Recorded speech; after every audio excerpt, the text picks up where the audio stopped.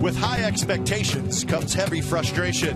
The A's were picked to compete in 2011, and so far they have disappointed. Offensive woes, tough injuries, and a need for change have the A's at the bottom of the AL West. 70 games remain for the green and gold, and in baseball things can change quickly, as this team has the talent to rebound and make some noise in the standings. So why not kick off the second half with a festive weekend series against the Red Hot Angels? It's game 1 of 4. A's Angels next.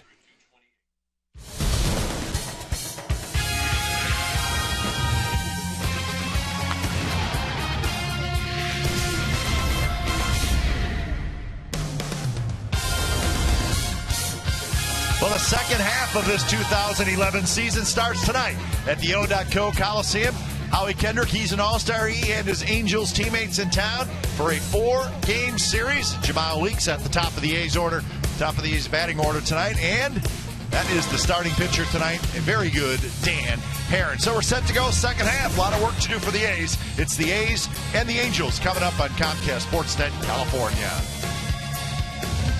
Good evening, everybody. Welcome to Oakland A's Baseball, along with Ray Fosse. I'm Glenn Kiver. Well, the numbers tell you that the A's are 39-53, 12.5 backs, Ray, so a lot of work to do. But the problem in the first half, we've talked about it a lot, not enough offense. And not something the A's expected to have this season, especially a very, very poor offense. You look at the numbers, not one of these numbers is very good. This American League number is the average runs per game, only 50 home runs hit by the Athletics in the first 90 games of this ball, 92 games actually in the first half of the season. So they hope to do better. The only way they're going to win ball games the second half is to score some runs. The pitching's been great. Defense could be better, but they definitely need to score some runs. And it won't be easy to get that going tonight. Dan Haren on the mound for the Angels. He was not an all-star this year, but certainly could have been. 10-game winner for the right-hander. He's faced the A's twice this year. Actually, he's 0-1. The A's have beaten him, but he's an outstanding pitcher. You see the hesitation in his delivery, a great split-finger fastball. He's a veteran. He gets some innings, but he also gets a lot of wins with all the innings he pitches for Mike Scioscia and Mike Butcher. But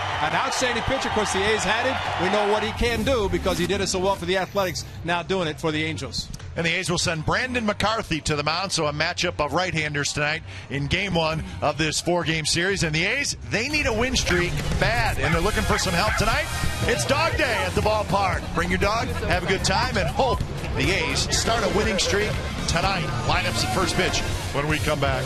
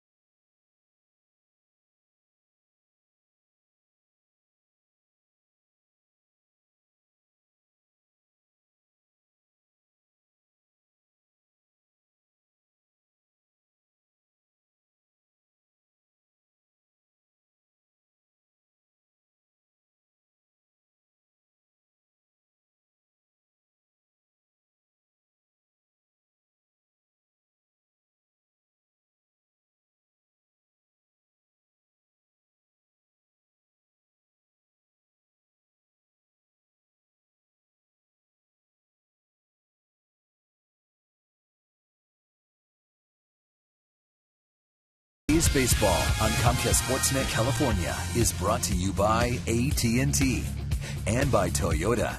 Check out the great deals at your local Toyota dealer today.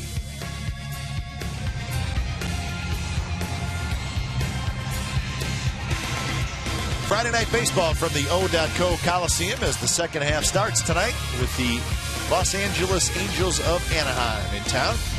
Let's check the game time weather, which is brought to you by the Santa Cruz Beach Boardwalk. Get to the beach. The admission-free boardwalk is now open daily. It's a cool night at the ballpark, 56 degrees. Been overcast all day in the Bay Area. So a chilly night, but I think that guy's going to be okay. Got the built-in heater. It is Dog Day at the ballpark with fans bringing their best friends in. And let's hope it helps the A's get a win. The A's need a win streak. I've said it 3 times in the first 6 minutes of the show, and I truly believe that. Well, that's the only way they're going to get back to respectability and starting to get to 500, take a nice win streak and like to win series, and that would be a good way to start the second half, winning 3 or 4 at least against the Angels. That would be a tremendous start for a ball club that right now is holding up the standings in the Western Division. Angels just a game and a half behind the Rangers, playing very good baseball. The A's are hopeful that the 4-day break for the Angels is a negative for them. Kind of slows them down a bit because they have played very good baseball. Here's the Angels lineup. Eric Ibar at short, Howie Kendrick at second, Torrey Hunter in right, Bobby Abreu is in left field, Callasco's at third, Mark Trumbo at first. Russell Branyan is the DH. He's a late addition to the lineup. Jeff Mathis the catcher, and super prospect Mike Trout is in center field. Brandon McCarthy gets the ball in the first game post All-Star break. Of course, he pitched well against the Rangers, but had nothing to show for it. He's pitched well most of the time that he has been on the mound. He's made 11 starts, just 1 win. That came against the Minnesota Twins. Actually, in the start against the Rangers, his former team had a 5-1 lead, but the Rangers tied it. The A's actually had the lead again, but ended up losing the game in the last inning. So McCarthy, well rested. His shoulder is fine, and he hopes to get off to a good start in the second half. Defensively for the Athletics tonight, it will be Willingham in left, Crispin center, DeJesus in right, Sizemore, Pennington on the left side, Weeks, Jackson on the right side, and Kurt Suzuki is the catcher. So McCarthy has finished his warm-up tosses, and we're set to go. So the A's with a 39-53 record. The Angels are 50-42. And the Angels are hot. They've won 4 in a row, 8 out of 9, 14 out of 17. And they're just a game and a half back of the Texas Rangers in the AL West. Rangers and the Mariners will get started in just a matter of moments up in Seattle, so we'll keep an eye on that game. So Eric Ibar, the switch hitter, steps in, and McCarthy is ready for the first pitch of the game, and it's a bit outside. So the Rangers 52-41 and the game and a half lead. So 70 games left for the Athletics, including tonight. So major work to be done. And you can't win 4 games in one day. You just have to take them one day at a time. Mike Scioscia knows his club is playing very well. Some injuries. The best you could do, Ray, is to win 2 tomorrow. That's right. Doubleheader tomorrow. Yeah, that would be fun. Ibar dribbles it foul, so the count 1-2. Ibar, Kendrick, Hunter are the top 3 hitters in the Angels lineup. A late scratch was Vernon Wells, who was in the lineup playing left field batting cleanup, but just about 15 minutes ago, for whatever reason, we have not heard an official reason. Did they announce anything? I thought I've not heard. Talked about the phenom Mike Trout, who is in the lineup tonight. Of course, brought up, but they also put Peter Borges on the disabled list. A man who has tremendous speed, so Trout moves into that spot in center field. McCarthy off his glove, and that's going to roll past Weeks, and Ibar has an infield hit. Now, McCarthy's tall, about 6'5", and he leaped for it, and it just tipped off his glove. It was going to be a tough play either way. Well, the pitch that Ibar fouled off a good curveball down in the dirt. But this one just over the head of the follow through by Brandon McCarthy. Tried to back up, and fortunately Aybar was running through the bag, because with his speed he might have tried for two and might have made it. But Weeks going after the ball very quickly. Aybar just trying to beat out the hit, which he did. So leadoff single, and here's Howie Kendrick. The report on Vernon Wells is very simple: illness. He's just not feeling up to par.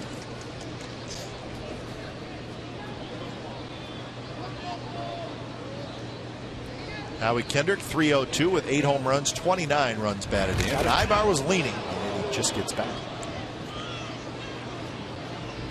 Leaning and going, and how he got back, you don't know. And wiping the mud, this clay wood watered down the infield, although as damp as it is, the overcast, it might not dry out very quickly tonight. Well, Aybar's got a huge lead, and he's a good base stealer. 18 for 20 this year. The guy with the bat in his head, Howie Kendrick, outstanding, hitting the ball to the opposite field. You'd have to think it would be Pennington covering if there was a stolen base attempt, and Weeks would hold his position. But even with Weeks close to the bag, there's a huge hole on the right side. Aybar not running, and Kendrick tries to shoot it that way, fouls it off. So the count 0-2. Well, Kendrick had hit a home run in the All-Star game and would have tied it. A couple of runners on. American League down by 4-1 score, and he grounded out. The American League lost again back-to-back seasons, so the National League will have home field advantage in the World Series again.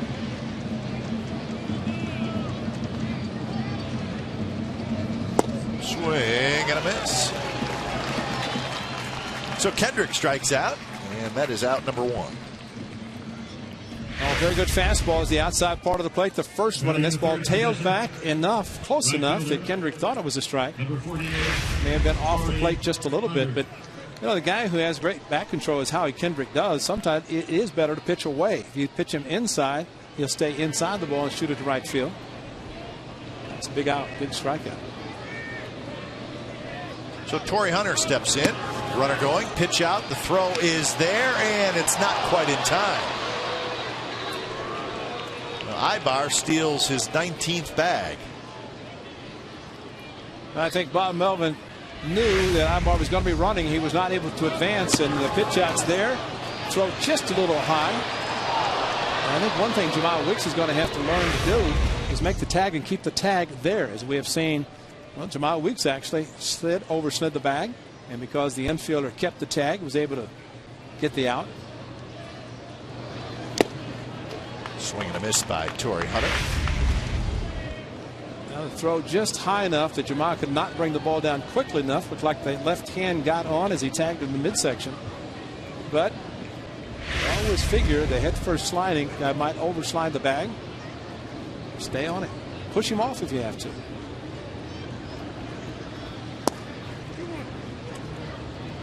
So 2-1 to Hunter with Bobby Abreu in the on-deck circle. 5 for 8 with a home run against Brandon McCarthy.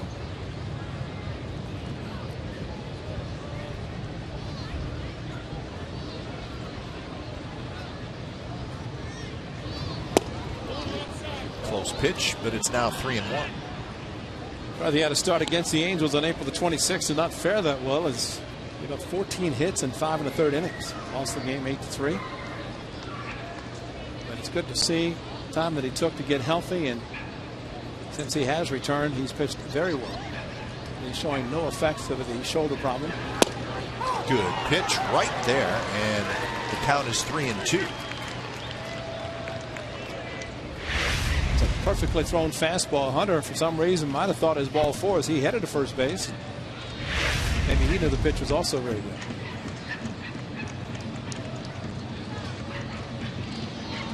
So full count with Aybar at second. That one rolled. Weeks ranging far to his left, spins, throws, and Jackson to the bag. So Torrey Hunter is retired. So Aybar now to third with 2 outs. Fortunately, the ball hit off the end of the bat a little bit, and the grass might have slowed it down. Look where Jemile Weeks is playing, how far he had to range, and Connor Jackson almost went for it again. And I say again because it happened last Saturday in Texas, and Jamiel, very good range, and Connor Jackson had to reach back. And a moving target again. So Bobby Abreu steps in. I think a first baseman needs a magnet. Or a line. It only goes so far. Something to keep him from going to his right too far. Well, we've seen A's first baseman do that a lot this year. And this was Saturday night in Arlington, Texas. Ellis Andrus just far enough, and Mr. Mild had to flip the ball. Connor Jackson on the move and could not reach it and catch it, and got run over anyway. Inside corner strike. Good pitch by McCarthy. 1-1 to Bobby Abreu. I think kind of the one that was amazing was Mark Ellis' first game in New York. He ranged so far to his right, he ended up at second base, actually standing on the bag. And as soon as he got there, he said, I've been talking to these guys about this, and I do it my first game. And you know, he took 2 steps and went, oh, man, here I am. No man's land.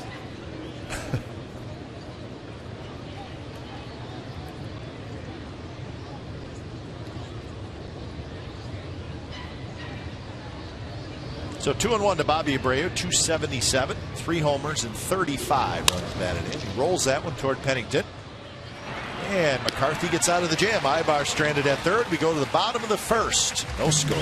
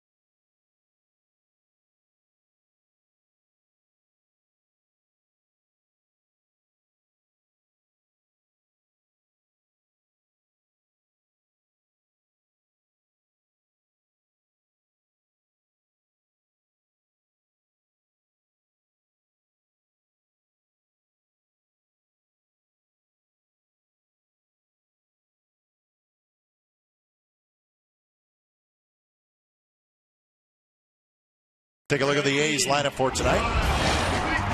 Weeks, Chris Willingham, Matsui, Sizemore, DeJesus, Jackson, Suzuki, and Pennington. Dan Herron, the veteran, and the Angels got it for a reason. Wearing the pant legs up high, showing all the stirrup socks. He has a 10-game winner, the .261 earned run average, and all the losses against the A's. And David DeJesus, 2 home runs off of Dan Herron in Anaheim on the 24th of May. See, David drove in 4 runs that afternoon. A's won the game. High strike call to Weeks. 287 with no homers and 8 RBIs for Jamiel Weeks.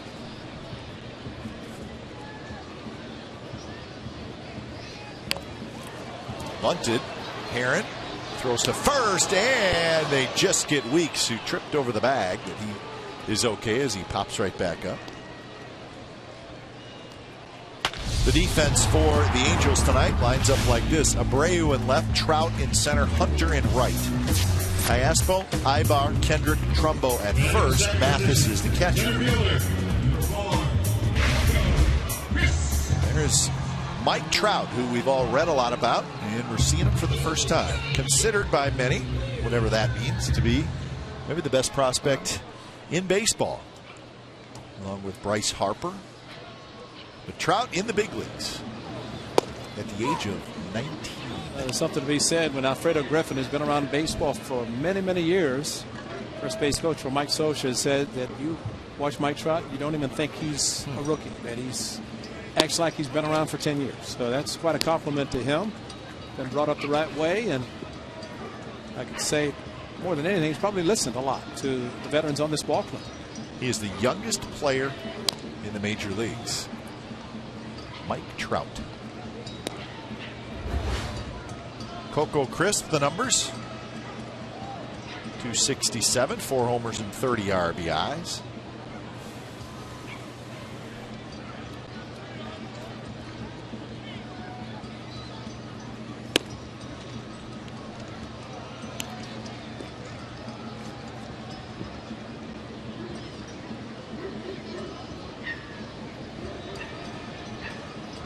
Willingham in the on-deck circle.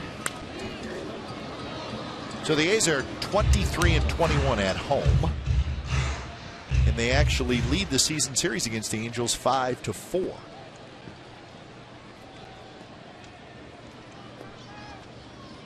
A's are 13-16 against the AL West. And there's a line drive, and that's a base hit. Bounces in front of Bobby Abreu. Yeah, the Dodge Charger keys to the game. 4 days off, well rested, and Bob Melvin would like to see some more offense. And that is time for the offense to shine. See if that can happen. 16, Josh Willingham. Yeah, Jamal Weeks, good idea to try to bunt. He was thrown out by Dan Herron, and now Coco Crisp, opposite field base hit. And even with Bobby Abreu, he's playing shallow shortstop. He was shallow. Yeah. And the ball still dropped in front of him. Moves back now as Willingham steps in. Down around the knees for a strike. Willingham with 11 home runs, 44 runs batted in. And a slight lineup change. Of course, Coco Crisp hitting second, and Willingham moving in the third spot of the lineup. And yeah, those numbers, he's your best hitter. You put him in the third spot, and that's usually where the guy goes. And I would think having 4 days off would help the Achilles, which has been really bothering Willingham, and he has played through it the last week or so, but did go on the disabled list. 4 days off can do a lot of good.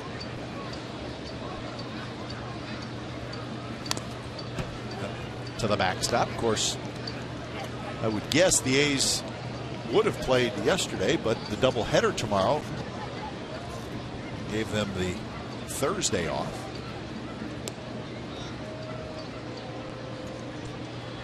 Good day tomorrow if you like baseball. 2 for the price of 1. And just say someplace Ernie Banks is yelling and screaming and saying, yay, somebody's doing it. Somebody's doing it, yeah.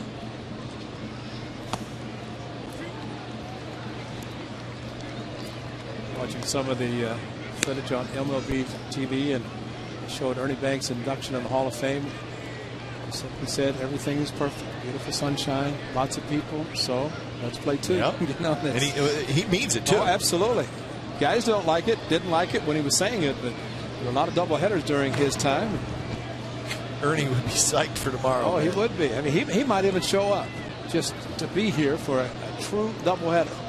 So rare. What, 14 years since the A's had their last scheduled doubleheader?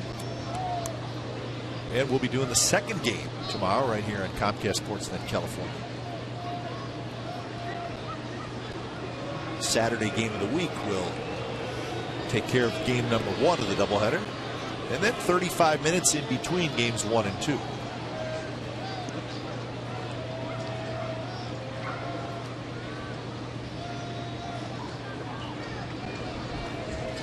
Coco takes off, and the ball's popped up. Shallow left field. Abreu was playing deep this time. Now he's got to come in, and he makes the catch, and Crisp scampers back to first. Transaction today. Eric Sogard is back in the big leagues. Chris Carter has been sent back down to Sacramento. So Carter had 30 at-bats and he goes back to Sacramento. We get to see Eric Sogard. And there he is. Happy to be back and ready to play. I think Chris Carter, because Josh Willingham was back, came back. He was not going to get as many at-bats, and Hayes felt it was necessary for him instead of sitting on the bench to get some ABs, and that's why he went back to AAA.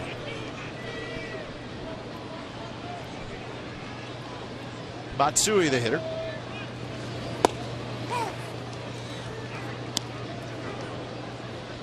Matsui typically has been a very strong second-half player. I think he, along with the A's, would like to see that continue this season. Finished very strongly last year with the Angels. I think he'd just like to see him get the next home run, get off the 500, get the 500 mark, and maybe that's weighing on him a little bit. It's been 20 games since his last home run. It was against the Royals on the 16th of June. And this is the 15th of July.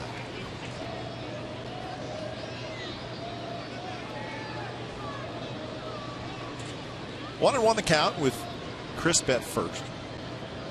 Matsui last year with the Angels, as Ray said, had a good second half. He finished with 21 home runs and 84 runs batted in and hit 274. And he did all that in 145 games. This one's popped up on the infield. Ibar, the shortstop, back pedals. He's under it. He's got it. Side retired. A strand runner. We head to the second. No score.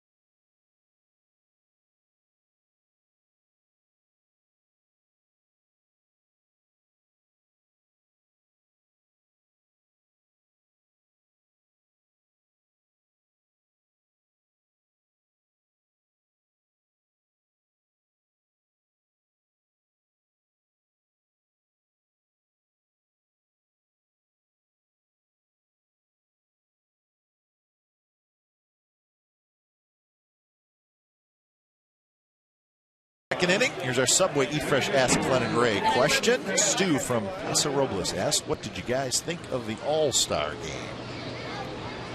Well, a 5-1 final.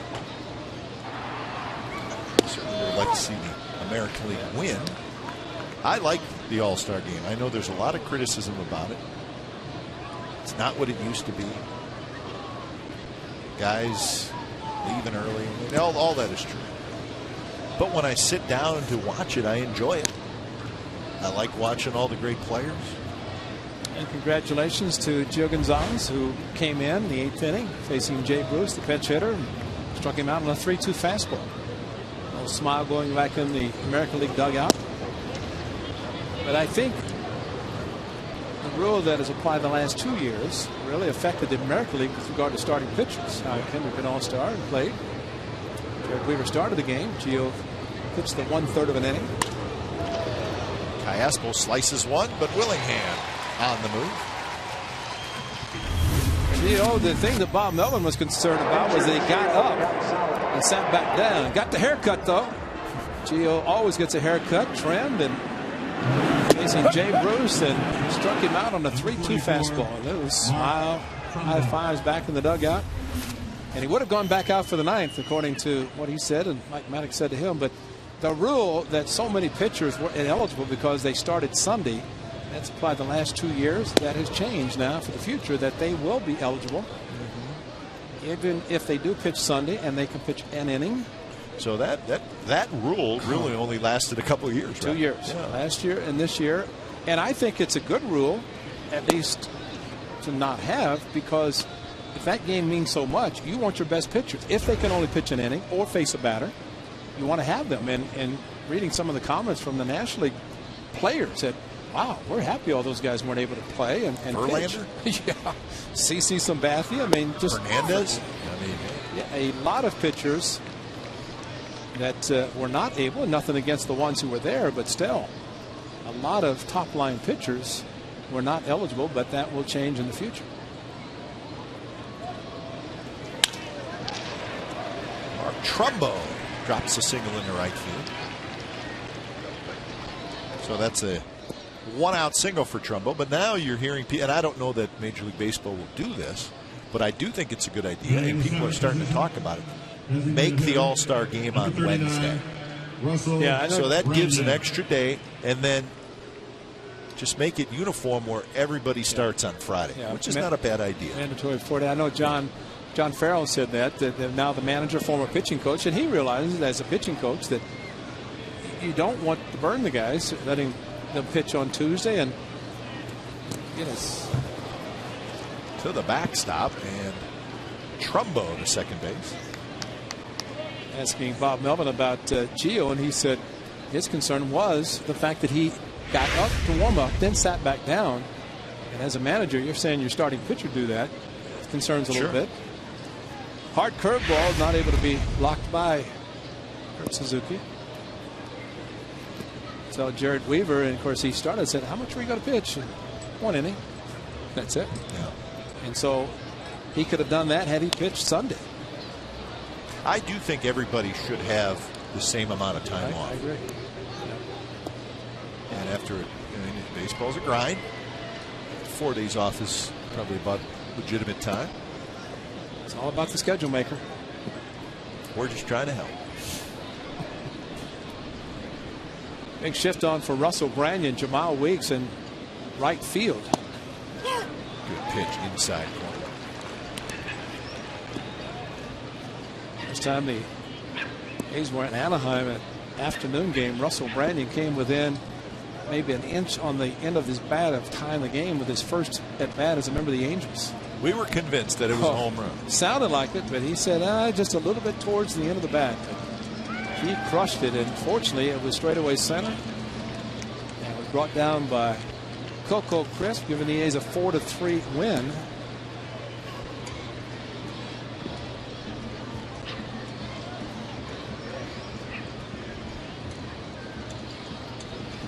So 1-2 to Branyan with Trumbo at second. Branyan with that big swing. A little uppercut. He's strong. That's what a home run hitter swing should look like. Unfortunate for Russell Branyan, he had good years in Seattle, but his age, of course, had been injured too many times. Mariners just did not want to give him a long-term contract.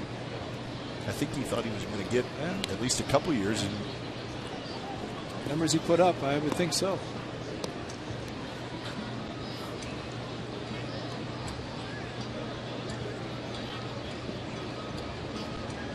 Too often a runner at second base has to look over his left shoulder to talk to the shortstop.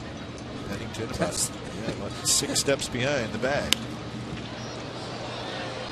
Sizemore into foul territory, and he reaches back over his head to make the catch.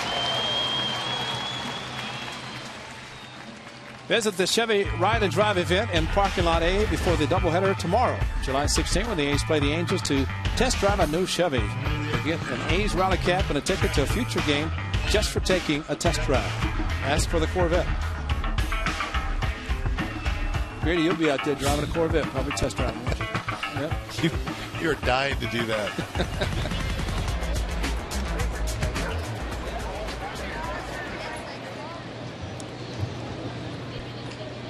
Here's Mathis, and Mathis right back to McCarthy, who grabs it. So McCarthy works his way out of a jam here in the second as the runner is stranded at second base.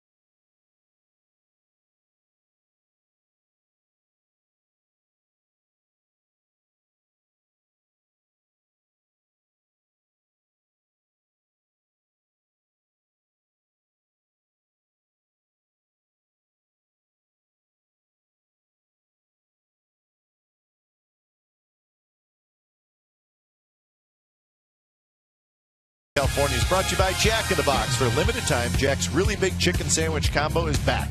2 chicken patties, bacon, melting cheese served with a 20-ounce drink, and small seasoned curly fries for only $3.99 plus tax at participating restaurants.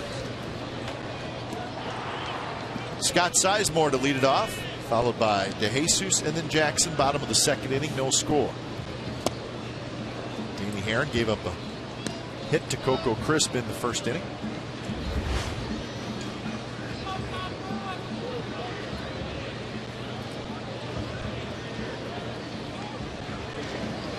Sizemore had a tough series in Texas. He was 1 for 14 with 6 strikeouts.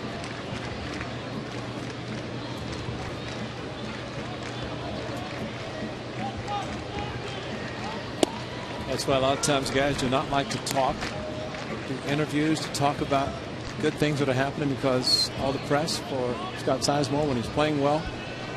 And so some guys will say, "You're not going to talk about what I'm doing, are you?" Trout back. He's under it, and he makes the catch right near the warning track. So Sizemore hit that ball pretty well, but it's a cool, heavy air night. Yeah. In fact, it feels like April. Well, that's the frustrating part. You hit the ball well, and it really goes nowhere.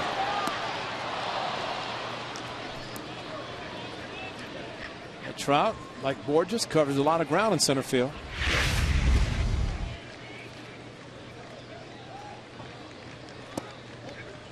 So here's David DeJesus, as Ray mentioned earlier, the 2-homer game earlier this year.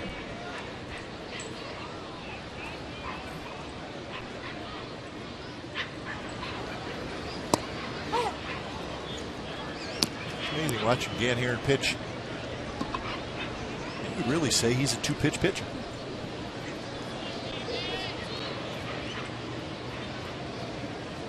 Split finger is just a pitch he uses different counts. I think sometimes he throws it a little harder and goes for a strikeout.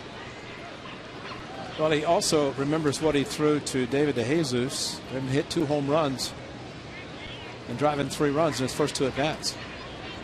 Pitchers remember those pitches.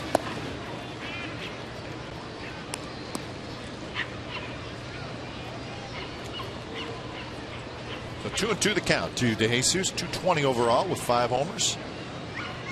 But a grip. It is, folks. We changed it. Up and away. Think of Bob Welsh 27-game winner. As he threw the splitter, he could put more pressure on its index or middle finger and make the ball do even more things. And then, like a lot of pitchers will start in the split finger fastball grip, whether the ball's down by their side or in their glove, the case with Herrin. And because it's harder to go from, say, a two-seam grip into the splitter, it shows too much movement. So he's already set there and less movement when he changes to another grip. But if he had to go from a 2 to that grip, it'd be a lot more, and sometimes hitters concede that type of movement. Swing and a miss. So that's the first strikeout for Herrin. Here's our true story brought to you by McDonald's. Here is the 2-homer game against Dan Herrin. He's won that game 6-1. It was the 24th of May, and it was the second time the Jesus homered twice in a game this year. Remember, he did it against the Indians back in early May.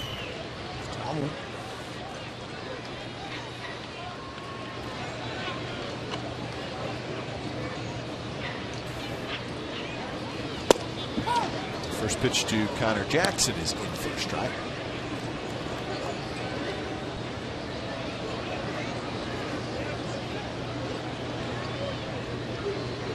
.243 for Jackson. A couple of home runs, 22 runs batted in, and he quickly is behind in the count 0-2.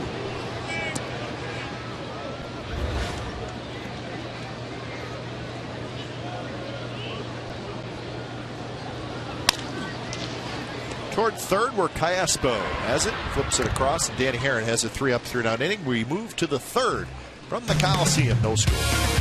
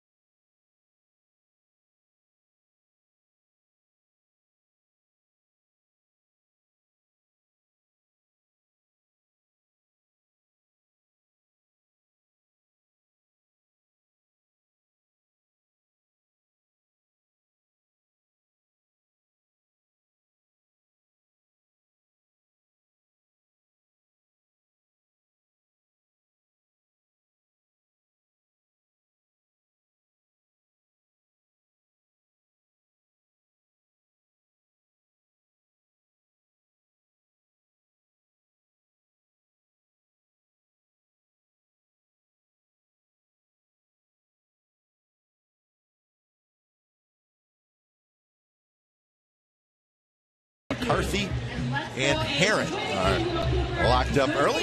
It is an authentic Fan Friday tonight here at the Coliseum, so let's check in with Kate Longworth, who's upstairs. Kate? Well, I'm actually upstairs on the second deck because it's also Dog Day. It's a busy day today at the Coliseum, and I'm joined by Jim Heim, president of Central Garden and Pet, which are the makers of Aviderm. He's joining me with his pet Raider, his dog. And Jim, you've been out here for 6 years for this event. Why is it so important for you and your company, and of course Raider, to support this? Well, it's an all-American event. You got people with their families and their family pets, and they get to go to the ball game and support the A's. It's an all-American event, and it does go to support a lot of nonprofit foundations such as Dogs for Diabetics and Tony La Russa's our foundation. So certainly some great things happening. And how is this just a natural fit to bring your dog to the ballpark and enjoy a game that I know you personally love, like baseball? Well, we love baseball. The whole family does, and they're all here tonight. But we very seldom get the chance to take the dog to the ball game. So this is a once-a-year opportunity that we always look forward to, just like the other 700 dogs that are here tonight and their families. And everyone is certainly capitalizing on Dog Day here at the ballpark. There is a record 700 dogs here, and a stat Bob Melvin and his team alike on Dog Day. The A's are 4-1. So let's see if they could get it done. Guys? I told you. Dogs are helping tonight. That kind of record, Bob Melvin will make sure they're here for Dog Day every game. Exactly. So thank you, Kate. Kate will Get us a report from the value deck in just a little bit. So 1 out here in the third as Mike Trout grounded out. Top of the order, Eric Ibar, who had an infield hit and a stolen base in the first inning. Angels could not get him home. Rangers are leading the Mariners 2-0. That game in the top of the third. That's Colby Lewis for Texas, Doug Fister for Seattle.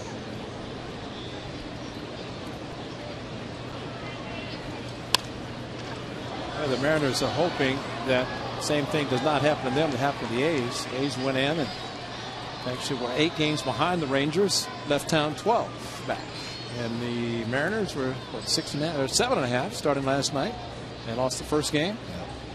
Well, they have to be careful, as you said, now 8.5. Yep.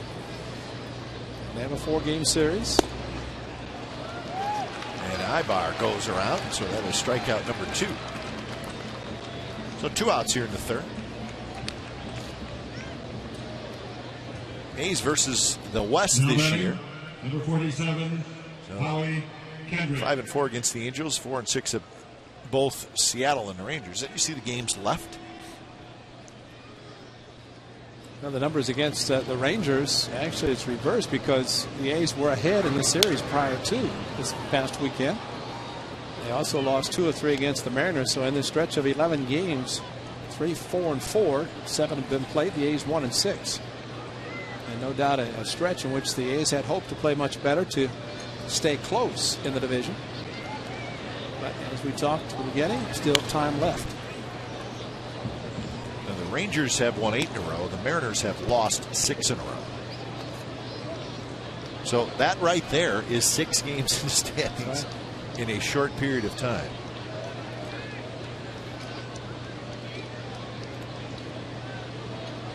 Oh, 2 to Kendrick. This one's hit high down the right field line. Headed toward the seats to Jesus. Made an effort, just runs out of room.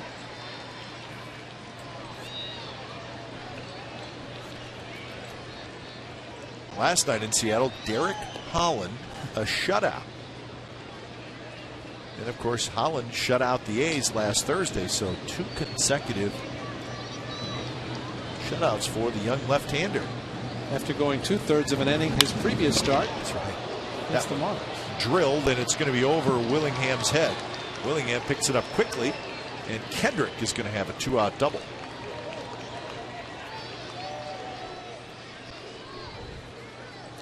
That's not a good sign when you look out and you see your left fielder turning his back. Hanging breaking ball. I think Brandon McCarthy knew it. Sounded great, and all Willingham could do is turn around, try to retrieve the ball quickly enough to maybe hold Kendrick to a single, but that didn't happen. A rare hanging curveball from McCarthy. Again, a runner in scoring position with 2 outs. Same last inning, same the first inning. McCarthy got out of it. Hunter got a pitch to hit, and he fouled it straight back.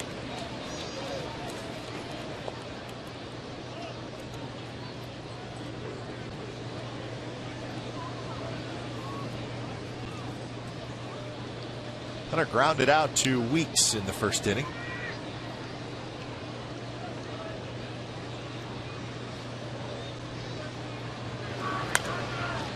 This one's popped up, and it's just in front of us.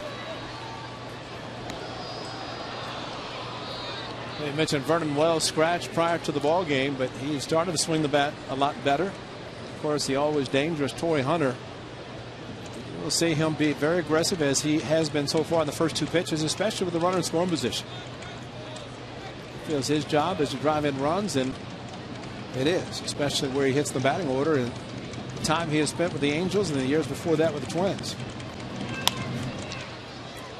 And that makes him a very difficult player to pitch to. As he expands his strike zone, loves the opportunity to drive in runs.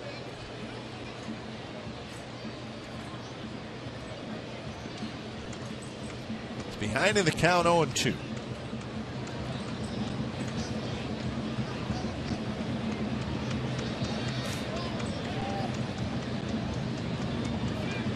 Weeks trying to keep Kendrick close. That pitch is hit high to right field, playable for DeJesus. And he's got it, side retired. So the Angels strand a single runner for the 3rd inning in a row. Bottom of the 3rd coming up.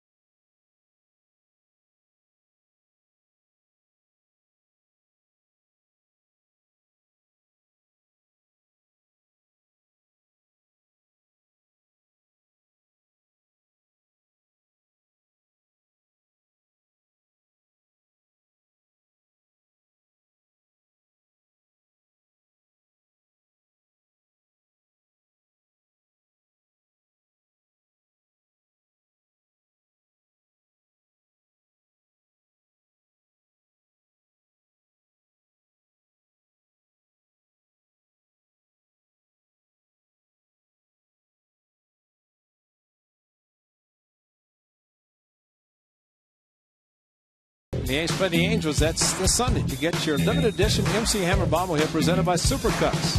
15,000 fans will be given a bobblehead of the former A's bat boy who will be on hand to throw out the ceremonial first pitch. Come dressed in 80s attire for this turn back the clock game. For tickets, go to oaklandathletics.com/tickets.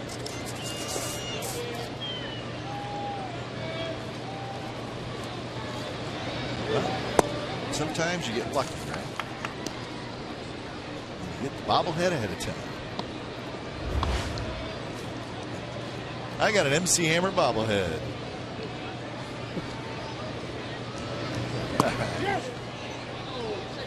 My kids are going to want it. You know what I'm going to say? That's fine. That's fine. Oh, yeah. There it is.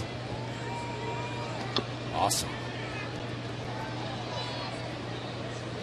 1-2 to Suzuki, and he bounces this one just fine. Kurt Suzuki on the previous pitch, complaining Dan Adesanya for some reason made the call himself on a check swing. Something that you see some umpires do it, home plate umpires. Others will defer to the third or first base umpire.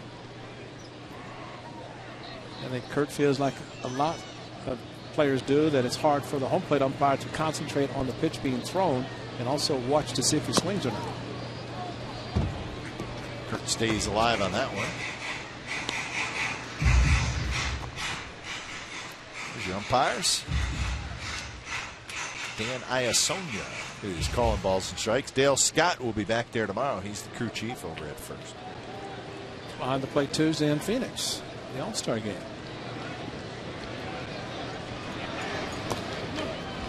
Now, according to, I think, the rules that Dale Scott will be behind the plate first game tomorrow. He will not umpire the second game. I think they have. Really? I think they changed that where he would have the second game off. They'll bring in another umpire.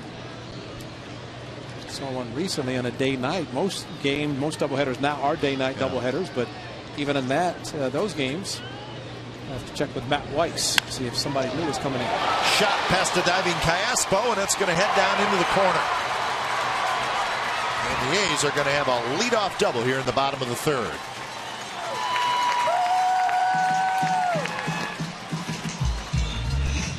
Well, they finally got a split up in the zone after fouling off a couple of pitches down out of the strike zone. Dan Haren made a mistake, left it up, and Kurt Suzuki, very aggressive, Or is hitting 8th. He has not hit down that low in a lot of cases, but this time leads off this third inning.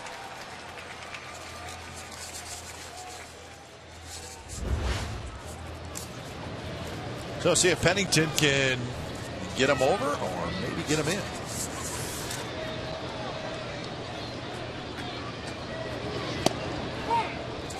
Putting MC Hammer away. It sounded like it. Yeah, putting him away. That styrofoam protection. Yeah. Sorry if it's making noise, but MC is done dancing for the night. He'll be back on Sunday.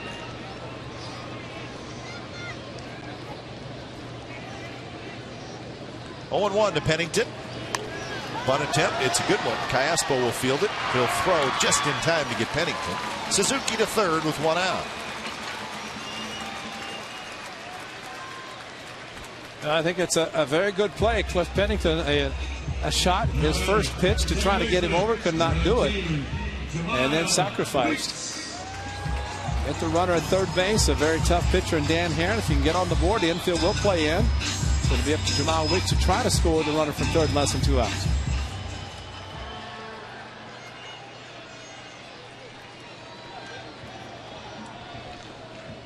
So here is Weeks, infield in.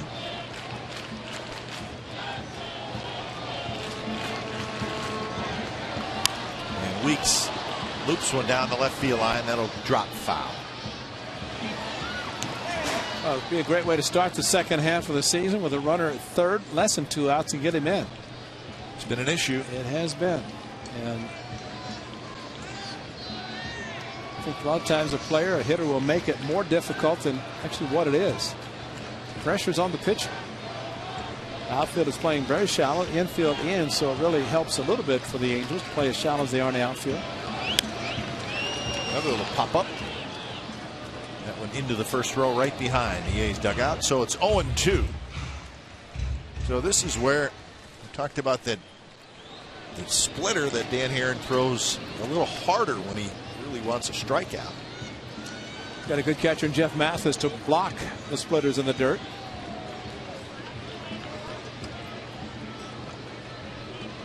Two pitch. And that one floats outside. 1-2. Suzuki with the double. Pennington with the sacrifice. And the former Angel, who was a closer, a lot of times did not throw the curveball, who is now a Milwaukee Brewer. Francisco Rodriguez traded to the Brewers. Got a runner in third. He would not throw that hard biting curveball for fear of throwing a wild pitch. That one shot past a diving Ibar, and that's a base hit, and the A's take the lead 1-0. Nice job of hitting by Jamal Weeks. Picks up his 9th RBI. Well, exactly what you want to see. Manager Bob Melvin liked it, and that's because the fastball was away. He did not try to pull it, just hit it hard with the infield in. And not only gets the runner in, does a great job, but also his ability to steal a base, maybe that will occur now. Great job of hitting by Jamal Weeks.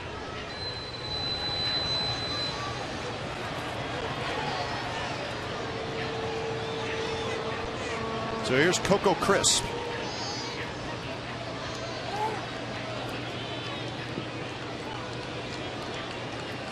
I just wonder if Dan Haren went to the fastball instead of the splitter with the 2-strike pitch.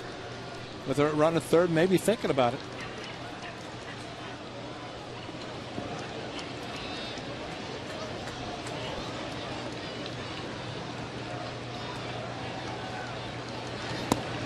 Crisp had a base hit in the first inning.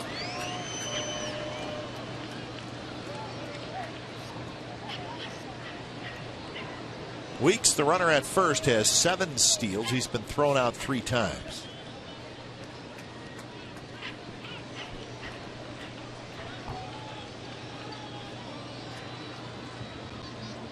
Weeks inches off.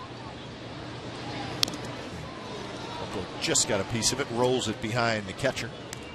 So 0-2. So the A's with a run here in the third to take the 1-0 lead.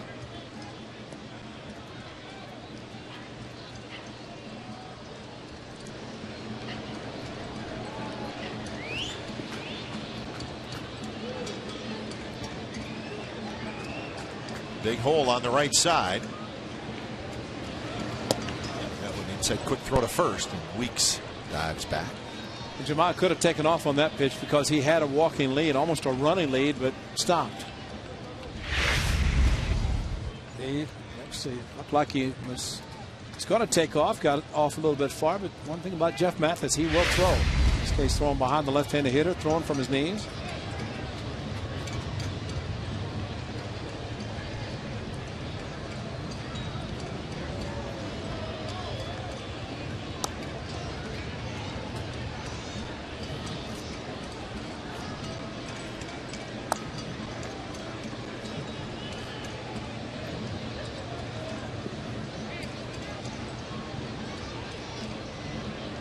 Outfield shallow all around.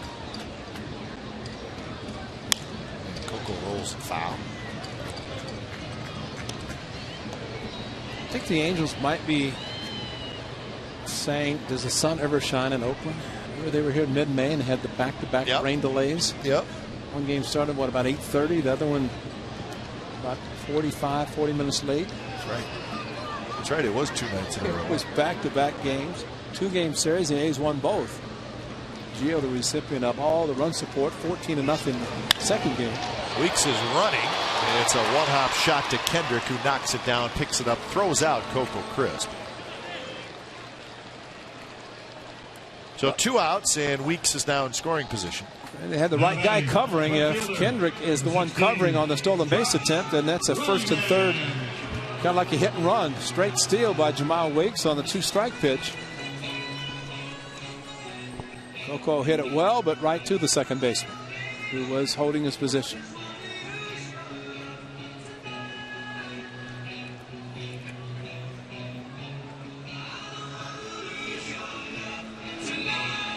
So now the A's will look for a 2-out hit and add on to their lead as Willingham steps in.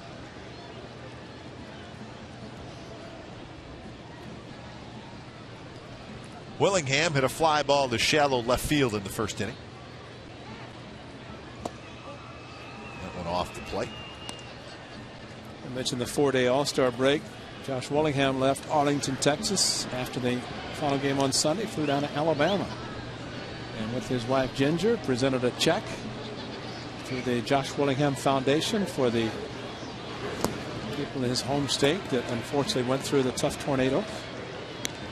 And his parents were in Arlington as well. His dad said, I saw him Sunday morning, his dad said they were driving back. Yeah, they were in Chicago as well. Seeing their son play. So a good family and a great foundation. High drive left field. The Braves near the wall, and that baby is way out of here. Second deck for Willingham. 3-0 A's.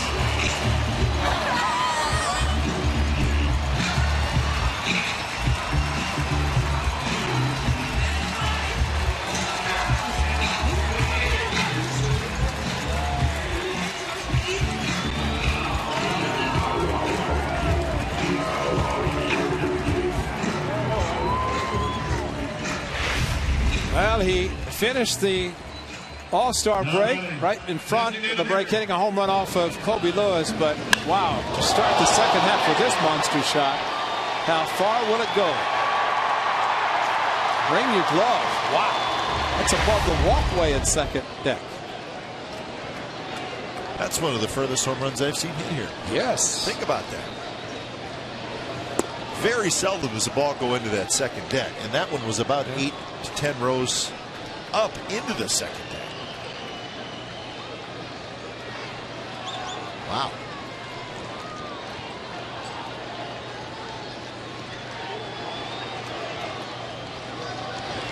Matsui swings and misses, 1-1.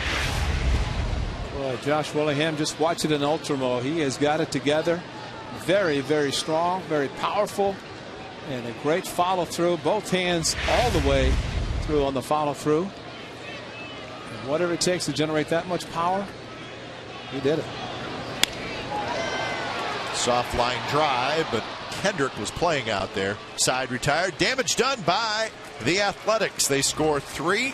The last 2 coming on a long home run by Willingham.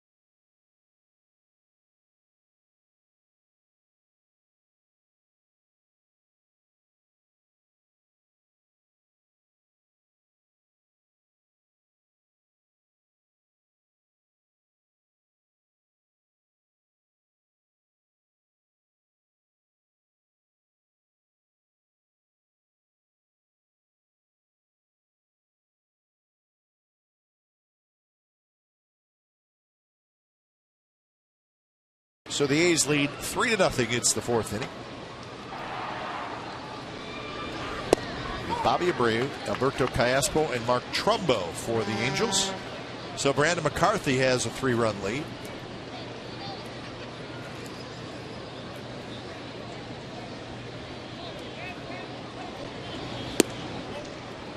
Abreu grounded out to the shortstop to end the first inning.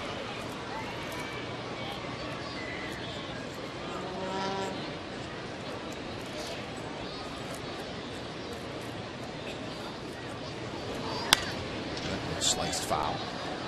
One hop into the seats. Yes, Willingham has hit most of his home runs against the Texas Rangers this year, and puts the Angels in the book for the first time. And the first time that he's hit third. At least under Bob Melvin put him in the third spot. Hideki Matsui hitting cleanup, and this time it worked out perfectly. Abreu just gets a piece of that one from McCarthy, so the count 1-2.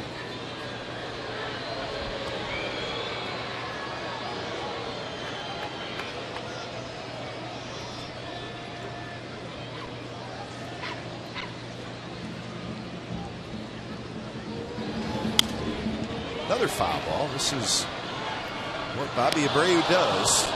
Very selective at the plate and is able to foul balls off. Thinking about Abreu, whenever reading about Adrian Gonzalez, who lost to Robinson Cano in the home run hitting contest on Monday, Gonzalez said his shoulders were hurting more than he did when he lifted weights because of the number of swings that he had to swing. And of course, Abreu in Detroit hit all his home runs. He hasn't hit any since. That's right. Or a lot fewer anyway.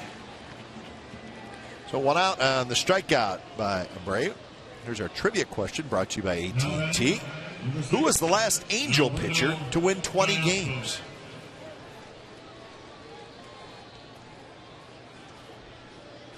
Last Angels pitcher to win 20 games.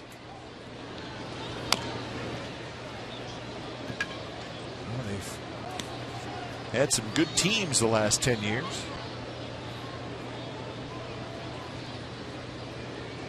They've won 5 division titles in the last 7 years. I think it's Ervin Santana since. I'm trying to think. Did he win 20? Well, camera went to him. I don't know if that was a hint. Come on, Mike. Did you do that? I know. I was saying Mike up here, Tommy, not you. I know you're here, Tommy.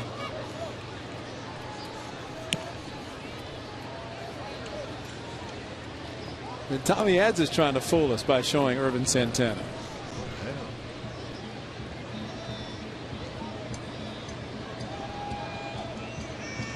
1-2 to Callaspo. And another foul ball.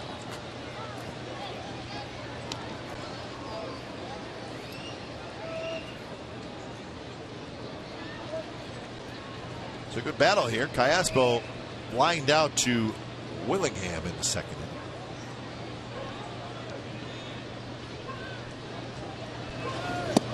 That one just missed inside. Close pitch. He throws Bobby Abreu with a fastball inside, the two-seam fastball, trying to do the same to Callaspo. Just did not come back enough. Dan Iasonia on the inside corner turned his head to the right, indicating the pitch was inside. Callaspo takes that breaking ball, and now it's a full count. Trumbo in the on-deck circle. So this would be a shutdown inning opportunity for McCarthy, and he's scoring 3 in the bottom of the third.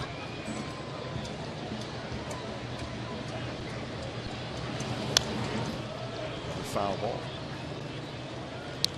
That was pitch number 60 by McCarthy.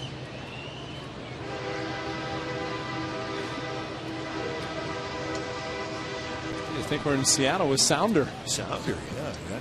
It's exactly what Sounder sounds like.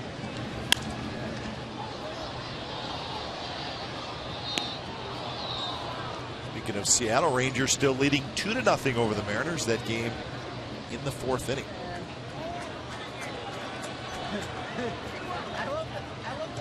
That's got value deck written all over. Strike 3 called on the outside corner. Callaspo was headed to first. Dan Iasonia said, I don't think so. That's a strikeout.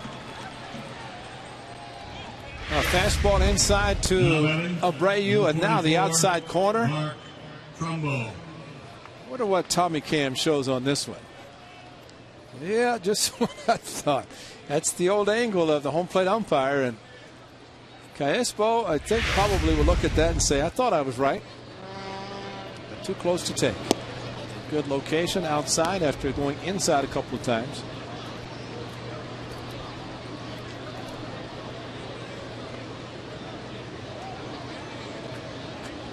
1-0 to Trumbo, who had a base hit to right field in the second inning. Trumbo's kind of quietly having a terrific season, and you can put him right near the top in the American League Rookie of the Year voting. I mean, look at the numbers. 17 home runs. 41 runs batted in. And the biggest question, where would he have been if Kendrys Morales was playing? Salt Lake City. That's right. But given the opportunity, he has provided a lot of pop for Mike Scioscia. Mickey Hatcher, the hitting coach, and got a tremendous job in his rookie season. Well, he leads all American League rookies in home runs, hits, doubles, runs, total bases, and second in RBIs. So he's a legitimate candidate. Just think where the Angels feel when Morales does come back, they've got this guy as well. That one down the right field line, long run for DeJesus, and he makes the catch, goes into a slide. Nice play by David DeJesus, and that's a 3-up, 3-down inning for Brandon McCarthy with a little help from David DeJesus.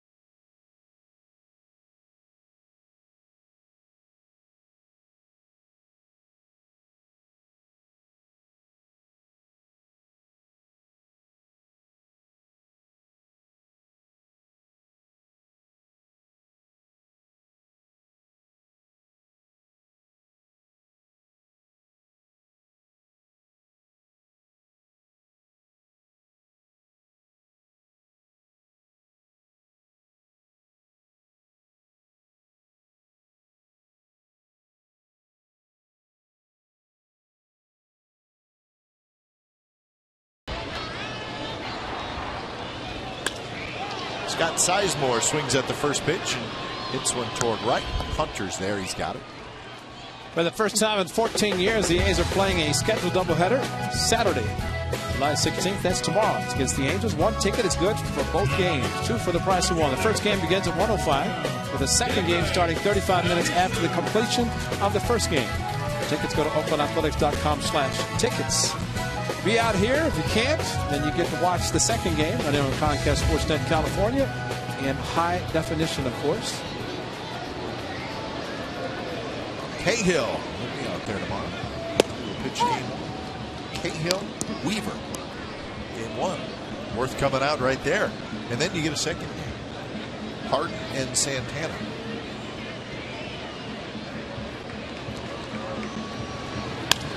Jesus with a line drive left center field. That's a base hit. Trout cuts it off quickly. DeJesus is going to try for two, and he is safe.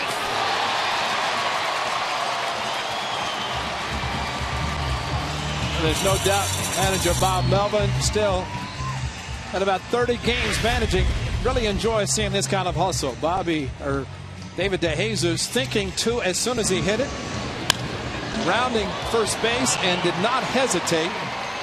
And that's with the center fielder coming in after the left fielder Bobby Abreu broke in front. Good throw by Trout, but David DeJesus with the double on his mind slid around the tag, feet first slide, kept his foot on the bag, and a one-out double. Nice hustle after a great catch in right field.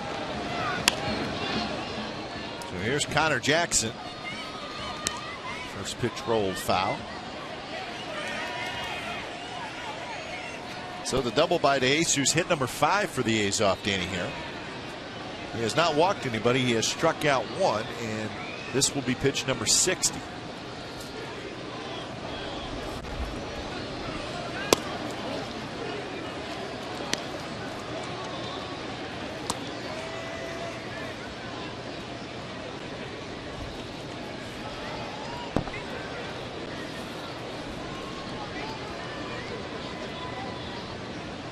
Jackson grounded out to third in the second inning. Splitter, but lays off, takes it low.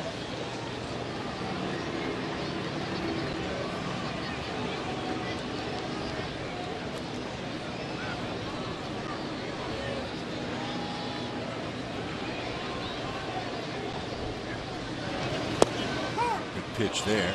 The splitter again, he gets a called strike.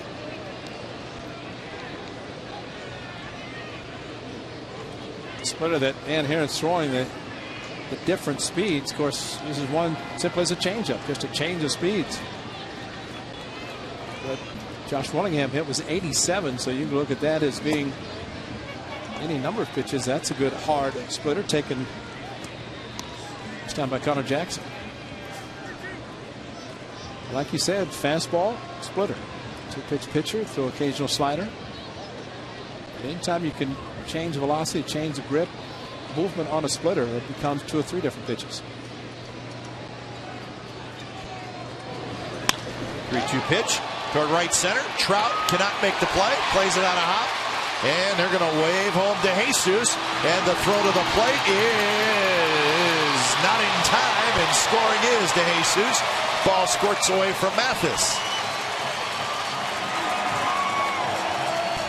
In fact, the ball was misplayed a little bit by Mike Trout in center field, and that helped the Athletics. Well, and unfortunately, David DeJesus did not know initially if the ball was going to drop or not. Excellent hitting, going to the opposite field. And then Trout with the ball coming back into the cutoff man. And the relay, short hop, could not hang on to it. Mathis had the ball get away. So single runner go to second on the throw. Yep. And actually, Mathis, good job of blocking DeJesus off the plate. David had to go back and tag it. That was kind of an unintentional block as Mathis was going for the ball. You know, the A's now a 4-0 lead.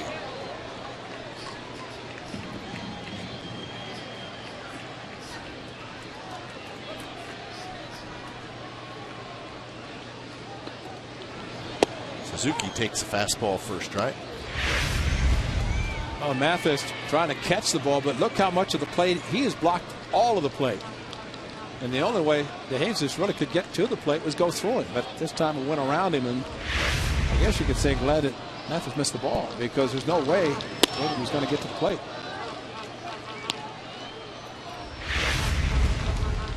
That would be blocking the play. That is, yes, that's.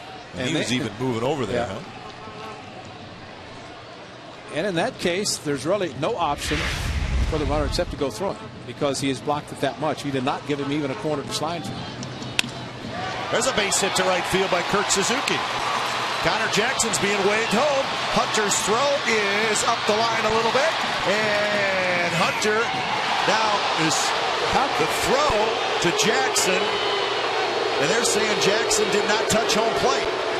And Sonia just showing that he rolled over him and didn't touch the plate.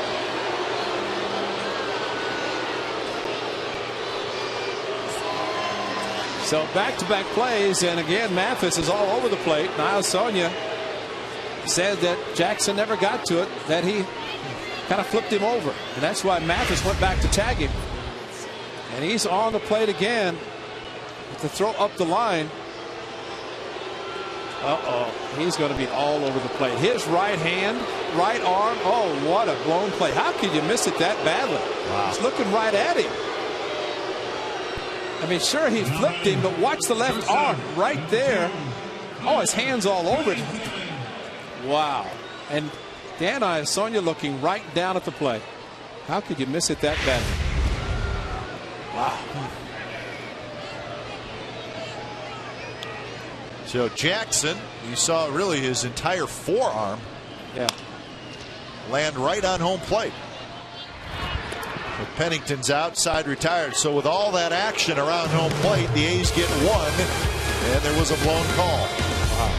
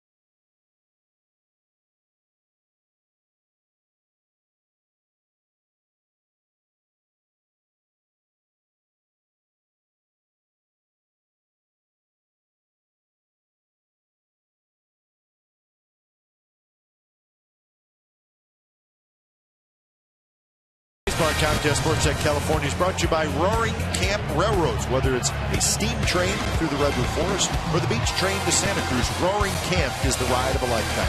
RoaringCamp.com. A's with a 4-0 lead. We have reached the 5th inning here from the O.co Coliseum. Russell Branyan leading it off. It'll be Branyan, Mathis, and Trout. Brandon McCarthy has allowed just 3 hits. He has struck out 4. He has not walked anybody. He should have a 5-0 lead, but unfortunately he's got a 4-0 lead. Kurt Suzuki robbed him an RBI. It is amazing the way it just shown Mathis all over the plate blocking it, and he did it in the next very next play.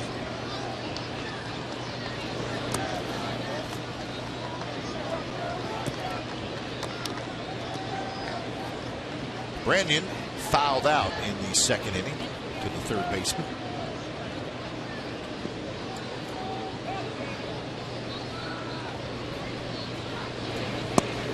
Good pitch down around the knees for a strike, 2-2. McCarthy retired the side in order in the 4th inning with a couple of strikeouts, both those strikeouts looking.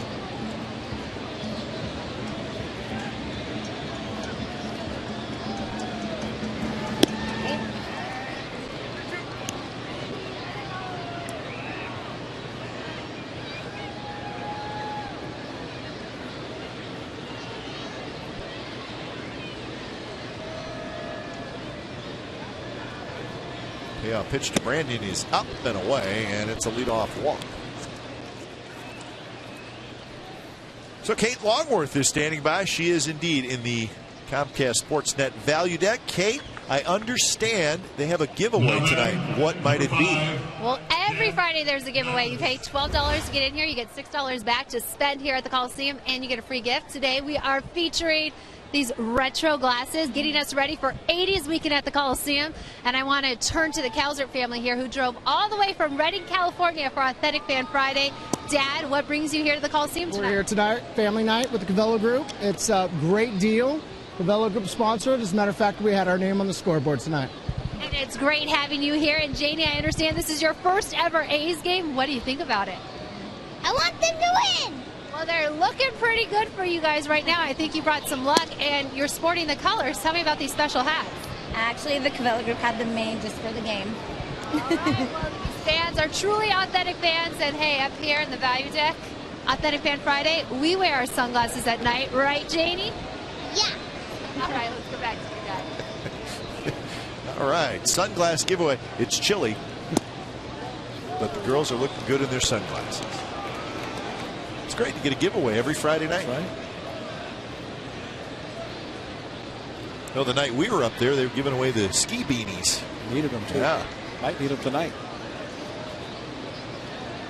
3-0 to Mathis, and that one's in first strike. McCarthy walks Branyan to lead off the fifth. Again, I don't know how much a pitcher remembers, but Adam McCarthy's last start was the fateful fifth inning when he gave up the 4 to tie it against the Rangers. 5-1 lead. Very quickly, Rangers tied it. Try to avoid that tonight after his run support again from the club of 4-0. And let's just hope in the 9th inning we're not saying, remember that play in the bottom of the 4th inning that A's could have had another run. 3-2 to Mathis. Trout, the on-deck hitter. That one bounced off the plate down the third base line, and it spins and goes fair. Are you kidding me? It was about 4 feet foul because it hit the grass. And I don't know if it hit something or it was just the spin. I think it must have hit right at the lip of the grass in foul territory. Sizemore was just going to go quickly to get the ball to keep it from going back into fair territory, but the top spin hit right there and then kicked back to the right. And there's nothing Sizemore could do. Hit right at the edge of the grass. Yep. And had the spin. And Jeff Mathis saying, you got to be kidding me. I got a base hit on a ball that didn't even go 40 feet.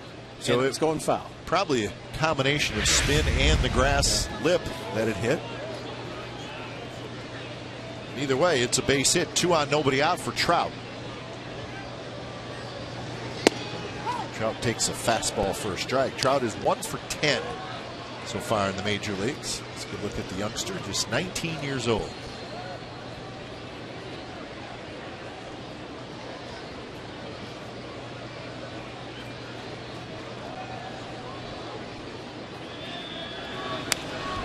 Fouls that one straight back. Boy, Trout looks like he could play running back for the Raiders, doesn't he? He's strong, man.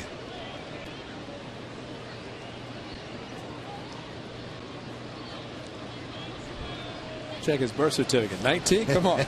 You're not buying it.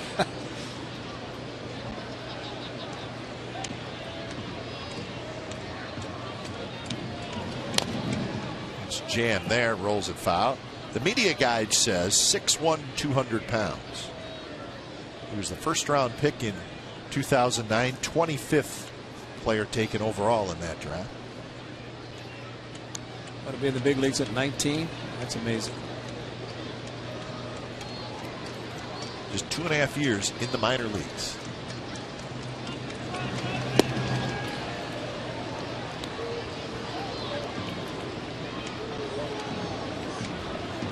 The Angels kept talking at the beginning of the season. They're reluctant to bring him to the big leagues, which is understandable.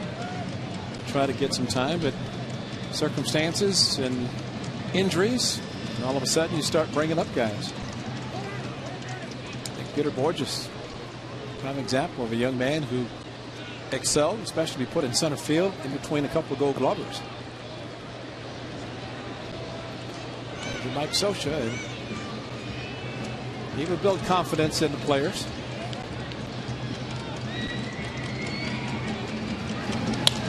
Trout shoots one past Alfredo Griffin.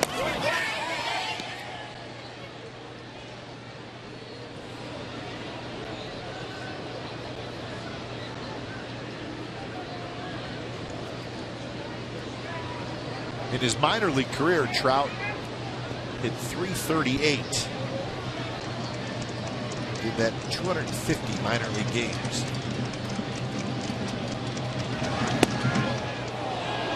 I guess the question is, will he play another minor league game? We'll see.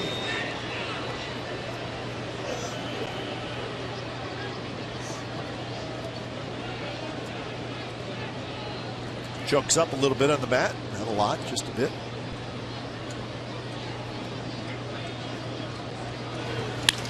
That one's drilled to center, hit well. Crisp going back, still going back, and he holds on. Sege was moving around in the pocket a little bit. Doesn't matter as Coco held on, made a terrific play, and that is out number one. What a swing, but what a play by Coco Crisp. Breaking ball and just kept going back. And yes, it hit in the middle, the pocket of the glove, then rolled down to the heel and then back up to the webbing. And all the while, as he banged into the wall, kept the ball in his glove. Great concentration by Coco Crisp. Whoa, snow cone. And he's lucky he was able to corral the ball before he hit the wall. Outstanding play, especially going back on a ball that was well hit by Trout. Now Branyan did tag up and he goes to third. So the runners are at first and third, one out for the top of the order, Ibar. You see why the Angels like Mike Trout with that short stroke and powerful results. Looked like a golfer taking like about a 60% swing, ripping it right down the fairway. Ibar takes outside. Branyan was tagging once he saw Crisp catch the ball. He was halfway, and following him was Jeff Mathis, who had gone halfway to second. Double play in order, but the A's infield playing very shallow. It's kind of halfway, and I don't know if they're thinking of going to the plate if the ball is hit. And they don't have a chance to turn two, and the runner does run. Branyan, that is. Speed is at the plate, and that's why the A's infield playing kind of the halfway. Ibar with the speed, very difficult to double up.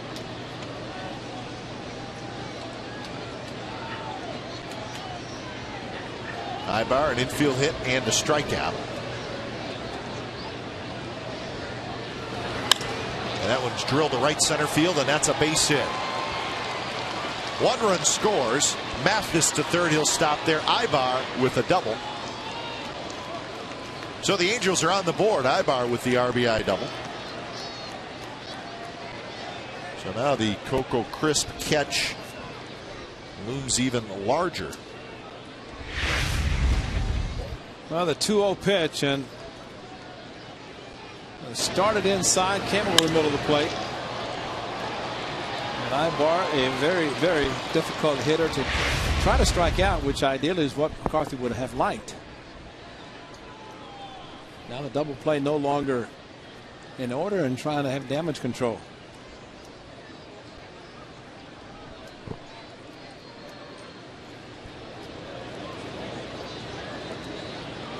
Ron Romanek jogs back to the dugout.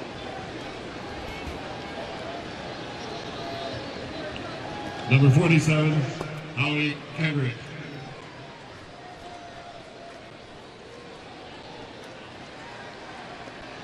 So here's Kendrick, second and third, one out.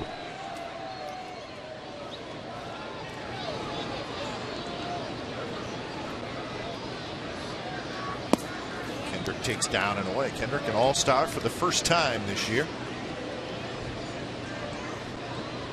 First Angels second baseman playing an all-star game since Johnny Ray.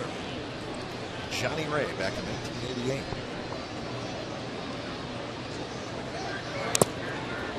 Kendrick has been a second baseman, a first baseman, a left fielder. Been all over the place. But primarily a second baseman, but he has moved around because of Kendrick's Morales being on the DL.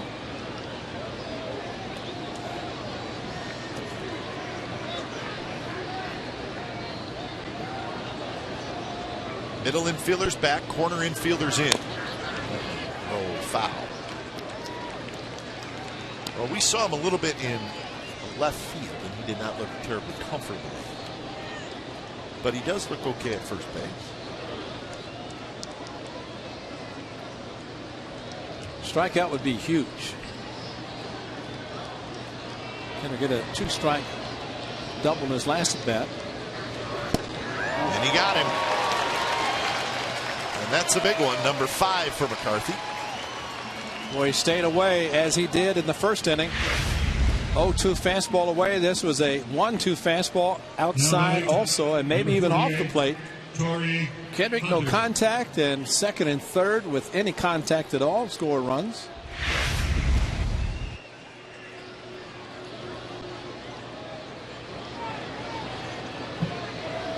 So here's Torrey Hunter. First pitch strike. Torrey Hunter, a ground out and a fly out, so 0 for 2.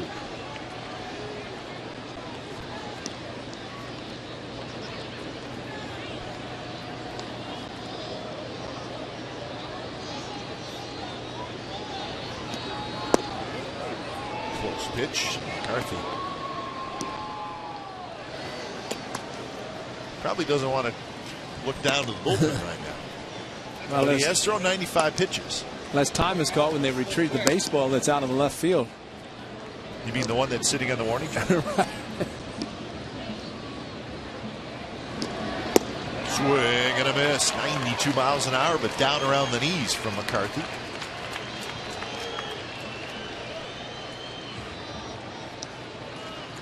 Now time is being called after ball's retrieved. That's what a closer does until the 9th inning. He retrieves baseballs on warning tracks. Close pitch, like that cutter at 91 miles an hour.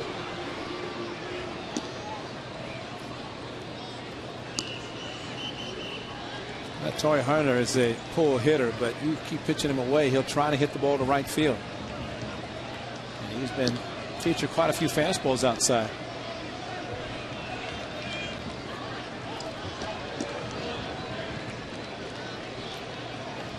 Mathis at third and Ibar at second.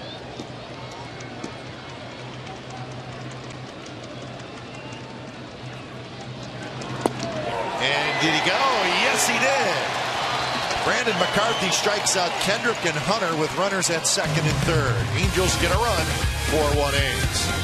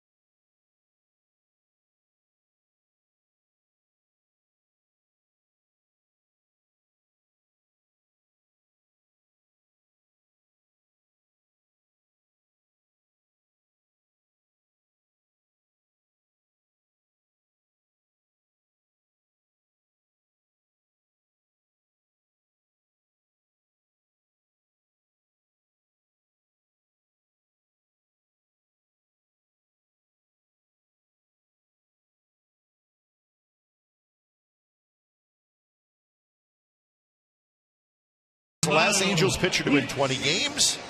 He is now a New York Yankee. His name is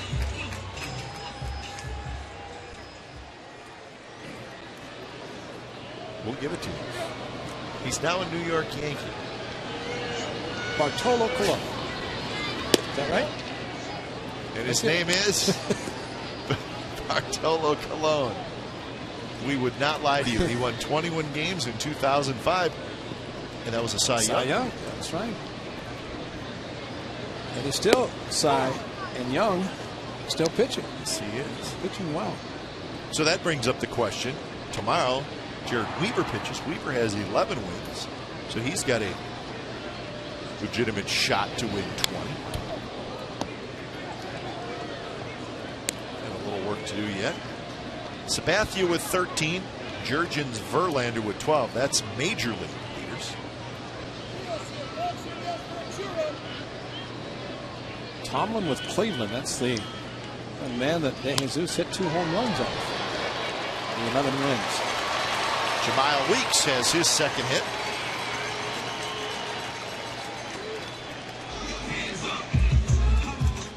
Talk about Trumbo with Rookie of the Year status. Jemile Weeks doing an excellent job since his recall from the minor leagues. And second base is his. He knows, at least he should know, that it's his, and just keep improving on his game. And he's just getting better and better each game. Before long, you're going to see him playing like we saw with Jimmy Rollins of Philadelphia. Just Mr. Excitement. Yeah, but I mean, just the way they play the game, just no panic. And Jemile Weeks has a lot to offer, and we're just going to continue to see all those great things. Coco bluffs a bunt, takes the pitch outside. Coco said he likes hitting second just so he could do that. If the guy's at first base, in the case of Weeks, is a threat to steal, then you can kind of square around, try to distract the catcher a little bit, enabling Weeks in this case to steal. He did it in his last at bat before grounding out hard to second base. Weeks goes. Strike called. Throw to second base is not in time. Stolen base for Jemile Weeks. And he pops up checking his finger. Well, he hit the bag hard.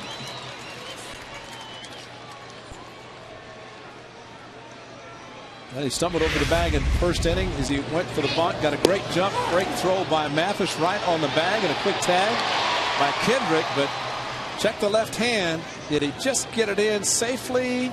Barely. Barely.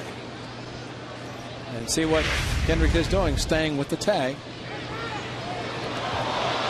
Now the throw back to second and then on to third, and they get Weeks. So Weeks tried to swipe second and then tried to steal third, but this time the Angels get him. So it's a caught stealing.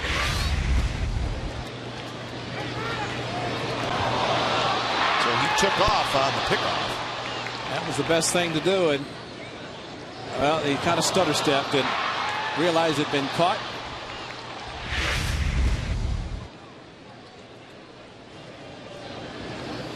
So you don't see a pickoff at second base work a lot, but it certainly did there.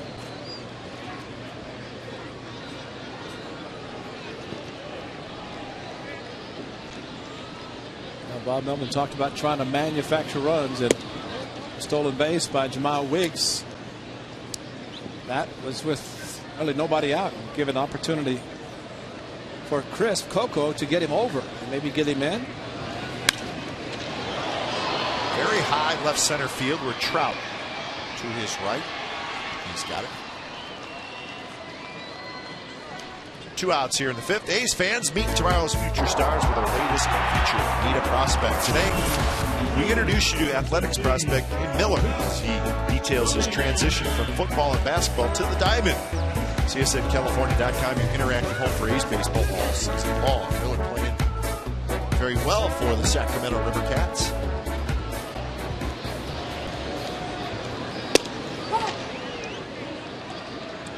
With 2 outs here in the 5th inning. Big hit in this game belongs to the gentleman standing in the box, Josh Willingham. 2-run homer in the 3rd.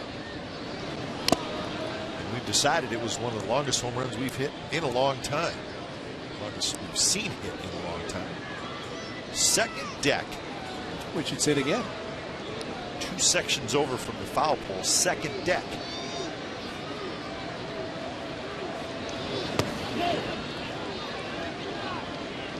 Yeah, let's see it again right now. Because a great swing. Let's just see where it lands. A moonshot. Watch the water. Dan Herron knew. Above the walkway. Above it for sure. So 1-2. That home run was number 12 for Willingham. He's now got 46 RBI. Drives that one up the middle into center field for a hit.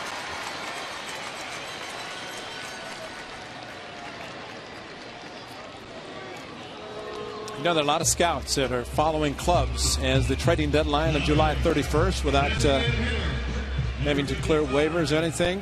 And you know, there are a lot of scouts salivating. They're saying, this kid can hit. Yep. Josh Willingham can hit. And the A's, those clubs that are looking for Josh Willingham are hoping the A's struggle. Because sure. Billy Beane, the A's general manager, might be tempted, but boy, he's got a good one in Josh Willingham. And that is a great offensive threat to have in the middle of the lineup. First pitch to Matsui is a little bit low. Of course, Willingham, a free agent at the end of the year.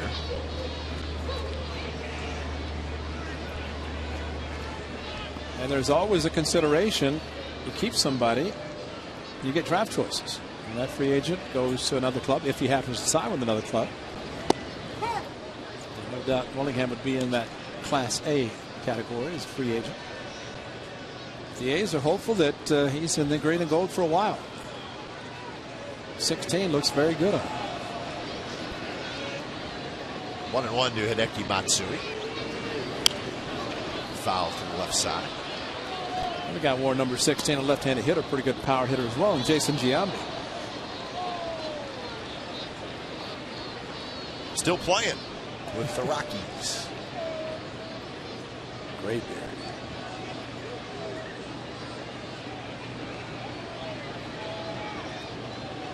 1-2 pitch, and that one foul tip. Caught by Mathis. Side retired. So a couple of hits for the A's, but they do not score. We head to the 6th.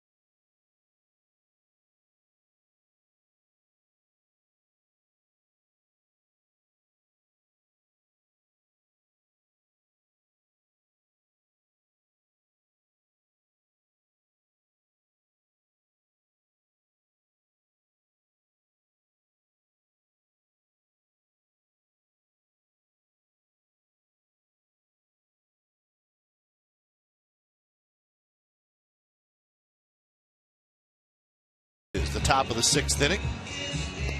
So there was a little bit of an argument. Now Dan Iasonia makes the signal that it was a foul tip. He does it right there. But he is also saying that the ball did not hit the ground and that Mathis caught it before it hit the ground. You'll be able to tell here. Smothered it. Tough call, yeah.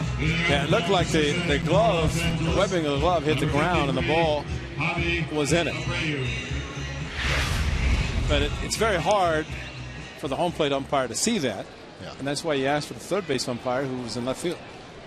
It's impossible for the home plate umpire to see it, really. So the A's leading 4-1, and here's Abreu. He'll be followed by Callaspo and then Trumbo.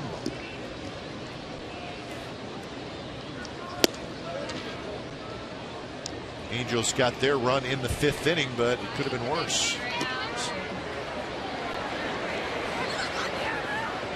Burt Reynolds, Sylvester Stallone, and Ronald Reagan. I think that has something to do with 80s weekend. That's pretty good. That is very good. You knew exactly who they were as soon as you looked at them. I think Stallone still wants to, Yeah, he does. what, Rocky 37 or something. I don't want to mess with a rock. 2-1 to Bobby Abreu, who has grounded out and struck out.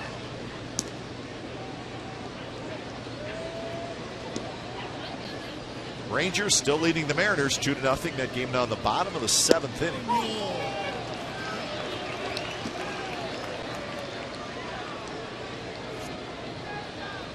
Well, the Mariners have scored fewer runs than the A's. Yep. And they're having a tough time scoring as they begin the second half. Colby Lewis shutting him down tonight, and Lewis still out there into the 7th. Full count.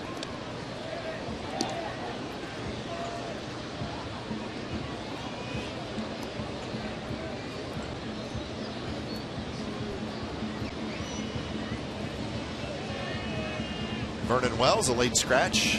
He's not feeling well.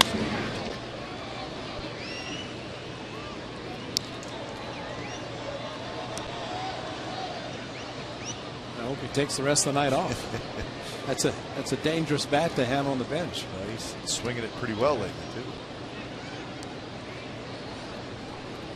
3-2 pitch to Abreu, and that is fouled again.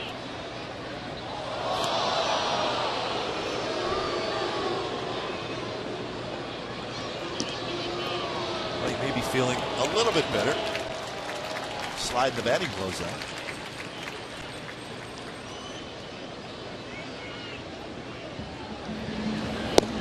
Strike 3 call outside corner. Strikeout number 7 for McCarthy. Come to the Coliseum Sunday, July 17th. Support the A's with a new haircut on 80s Day, or one of those. All fans that shave their heads like Coco Crisp and Ryan Sweeney, or color their hair green and gold with Supercut stylists will receive complimentary field level tickets from Supercuts. Buzz cuts and coloring start at 11:05 a.m. and are limited to 100 fans. You know, beside that, Burt Reynolds is the happiest of those three. He's just a happy guy. I mean, he's been laughing the whole time. And Rocky keeps Reynolds fighting. is fun, but yeah. Sly Stallone. They have Clubber Lang on this one. 80s weekend at the Coliseum.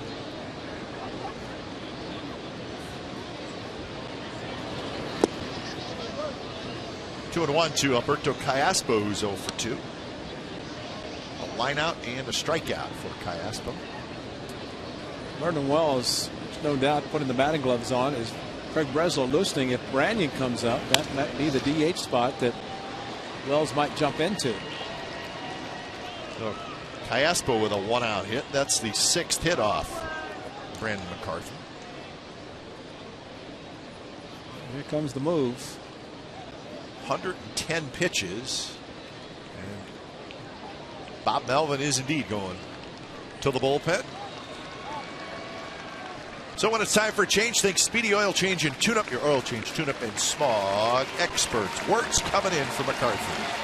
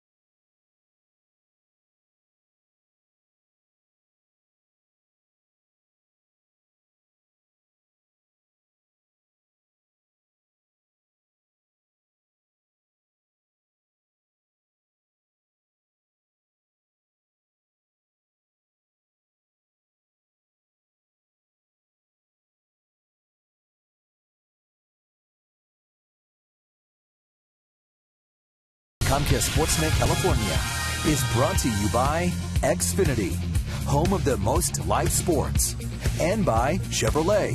Go to ChevyBaseball.com to support youth baseball and help make a moment kids will never forget. Brandon McCarthy, 5 1/3 innings tonight. Leaves with the lead. 1 walk, 7 strikeouts. That 1 walk is the only run that has scored for the Angels. So Wirtz comes in to face Trumbo. Fastball high. And about the Angels, they just do not go away easily. Always make it a battle is Michael Wirtz. 29th game. No decision. Pitching well. 267 earned run average. Splitter working very well. Or the slider. It's looking like the splitter works. And it was the Angels, his first game a couple of years ago, that he faced early in the season, opening night. They went, what is that? And they're still saying, there's that pitch that comes in and just drops out of nowhere.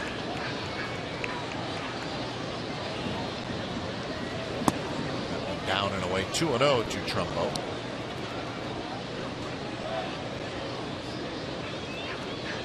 Right-handed hitters, just a 154 average against Wirtz. And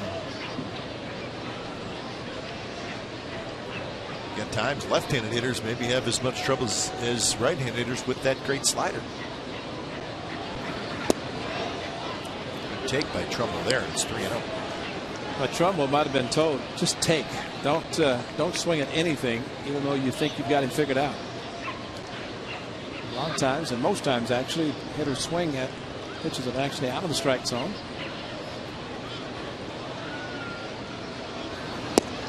And that one just a bit low. Very close pitch on 3-0. So Wirtz walks the first hitter he faces. 2 on, 1 out. So Branyan, the left-handed hitter, comes in. And this is a decision that the manager makes. He knows Vernon Wells is in the dugout with the batting gloves on. If he brings in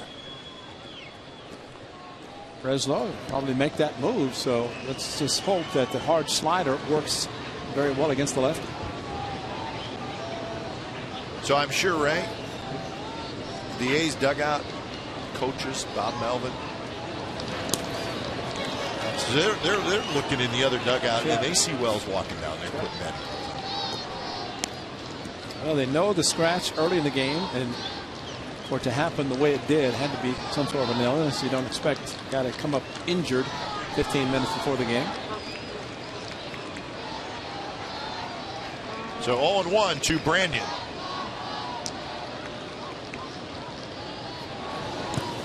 Branyan does not chase that one, and it's 1-1. Callaspo at second, Trumbo at first.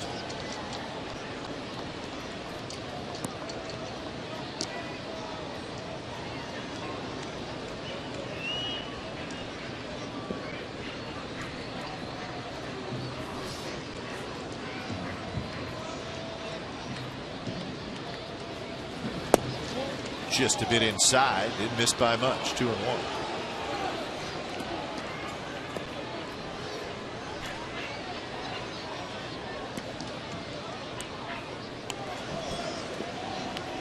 Devine now gets up. You see Breslow's been up. He's ready to go if needed. Swing and a miss. Branyan chased it. 2-2 the count. Well, just tempting. It looks like a very good pitch, and then just bottom drops out of it. Branyan with the lefty, the ball coming into him looks better than it seems like maybe the right-hander Trumbo.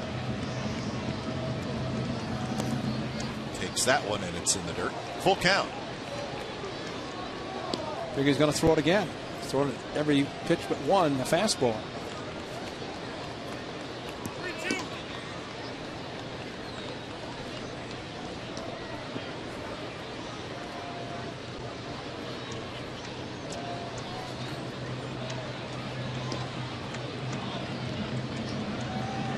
Pitch is in the dirt. He walked it.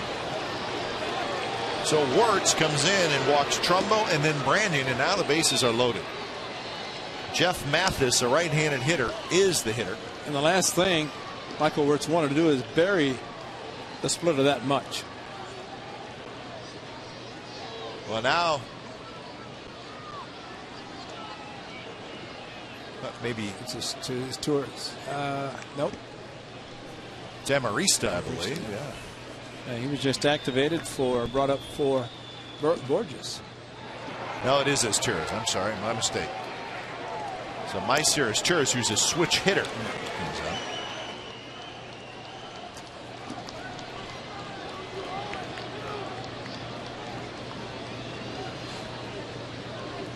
So the Angels pressured the A's in the 5th and got 1 run. And they're doing it again here in the 6th. The bases loaded and 1 out.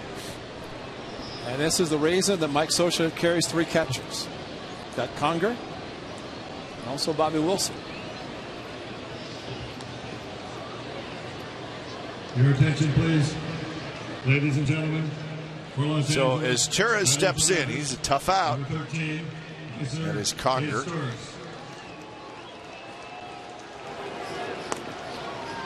As Torres runs well.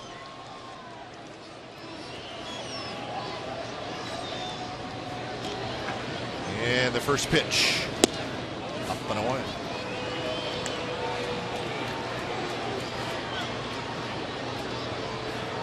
.277 for Asturias on the year.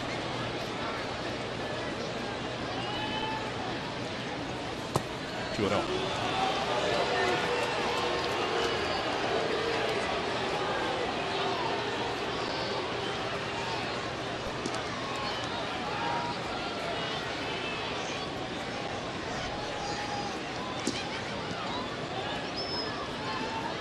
Here you try to avoid just grooving a fastball in the middle of the plate. Not close. 3-0.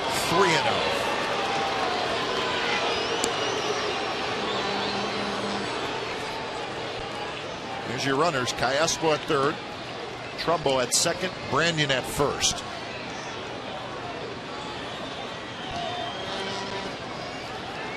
.30 pitch. Low, he walked in. So Wirtz has walked 3 in a row. Callaspo trots in to score. It's 4-2, and Bob Melvin's coming out.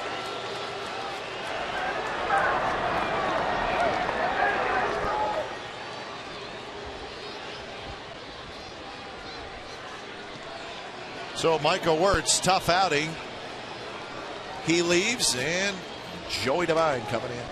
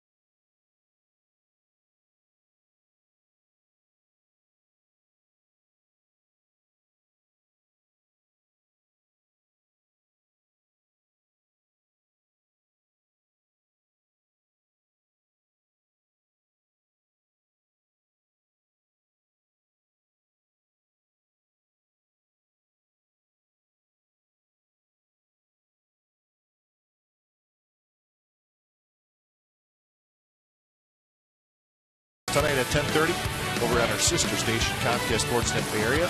Full highlights and reaction from our game here. NFL lockout almost over. That's good news. And Tom Watson, check out the shot at the British Open. Mindy Bach, Dave Benz for host Sportsnet Central. So Devine comes in, and the first pitch to Mike Trout is high. So nail-biting time here for the Athletics. Bases loaded, 1 out, clinging to a 4-2 lead, and it's only the 6th inning.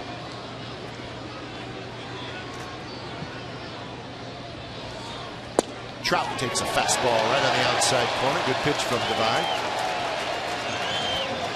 Well, Joy Devine's a strikeout pitcher, and like Brandon McCarthy, got a big strikeout in the 5th inning. A couple of runners on base, 2nd and 3rd, nobody out, got 2 strikeouts. That one buzzes Trout inside, spins out of the way.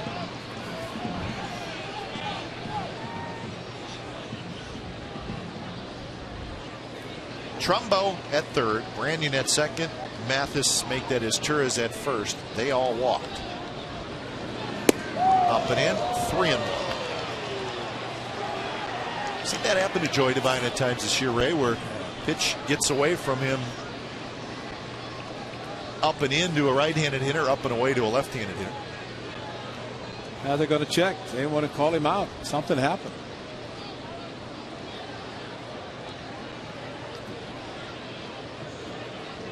Suzuki motioning for Bob Melvin, training staff to come out, and something happened. You know, one thing too, we talk about the All-Star break.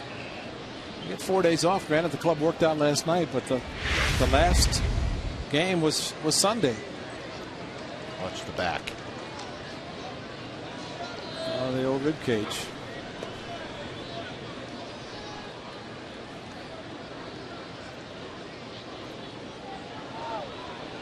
And he's going to come out. Bullpen is empty, so somebody's going to come in and get plenty of time. So Devine leaves with a 3-1 count, and the base is loaded. So it's going to be Ziegler. He'll have as much time as he needs to get ready.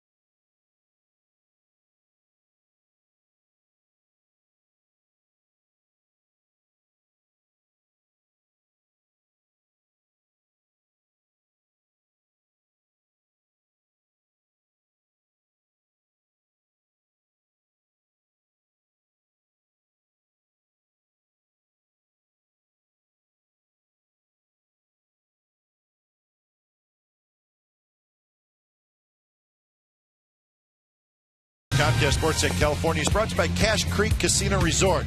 Play the zone only at Cache Creek and win a chance to play the Red Hot Zone. Visit cachecreek.com for details. A's with a 4-2 lead, but right now they're hanging on. A very, very difficult time for a pitcher to come in. Brad Ziegler, a sinker ball pitcher, a ground ball pitcher, and I would think Mike Trout's going to be taking a strike, maybe 3-1. Brad Ziegler would like to maybe get that strike and then a double play ground ball to get out of the inning. If you're just tuning in, Michael Wirtz walked 3 in the inning, did not retire a batter. Then Joey Devine came in, and Devine threw 4 pitches and left holding his side. So that is why Ziegler is in the game, and he's in the game with a 3-1 count, 3-1 count, I should say. So the bases are loaded. Only 1 pitch to throw. Fastball. And Trout at least swung at ball 4. Yep. And I'm surprised because he hasn't seen him, and Zig has the 2-seam. He's a ground ball pitcher anyway. But watch the ball just start and go down and in. So here's the 3-2.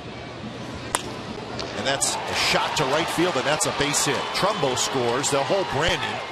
So Mike Trout gets his 2nd major league hit. And that is his 1st major league RBI. That's a pretty nice job at hitting by a 19-year-old. Now, especially the ball away, and there's no doubt after the pitch was inside, this one was supposed to be more towards the inside. And Trout just reached out, and maybe by choking up, it helped tremendously. Runner at second could not advance because didn't know if the ball was going to be caught or not, but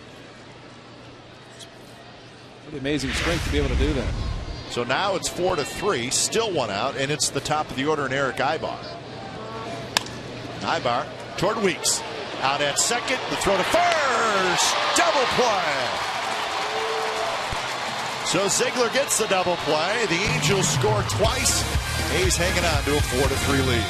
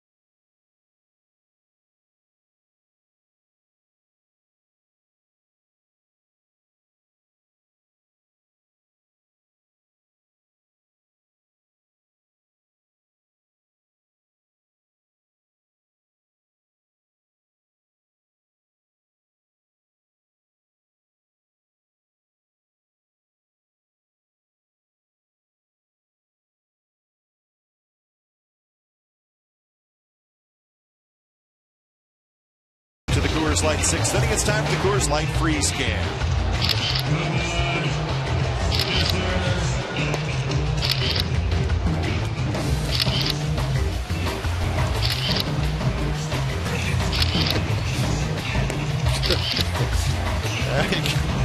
Coors Light, the freeze can is brought to you by Frost Brewed Coors Light. It's the world's most refreshing beer. Dog night at the ballpark.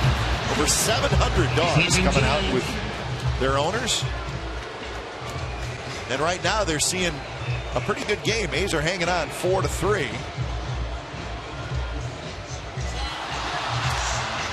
Hank Conger is the new catcher. So Mathis was pinch hit for. So Conger is in the game.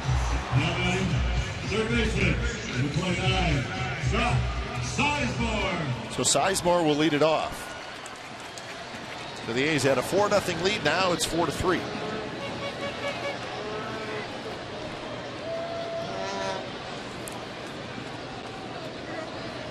So Sizemore to lead it off. He'll be followed by DeJesus and then Jackson. I'd like to see the A's answer back. The Angels scored 1 in the 5th, 2 in the 6th. Swing and a miss. It seemed like about 3 hours ago that Hideki Matsui was called out on the swing. There was a foul tip caught by Jeff Mathis. I think that was last weekend.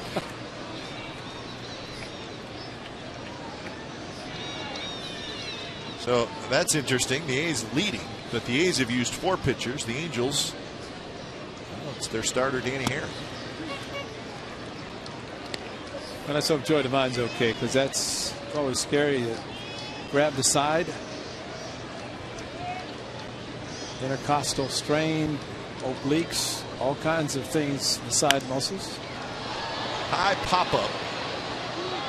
Hyaspo, the third baseman, is moving around, and he makes the catch.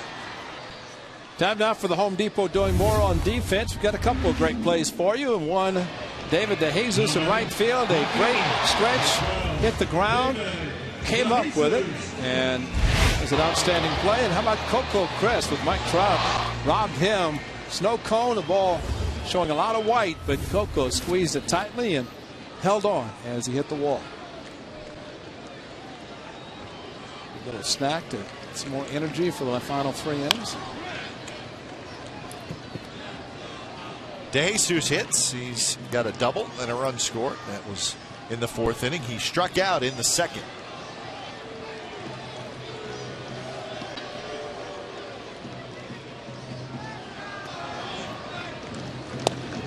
Right there in the outside corner. So 0-2. Rangers leading the Mariners 4-0 in the 9th inning. So correct me if I'm wrong, but if they finish that off, that would be 3 consecutive shutouts, right?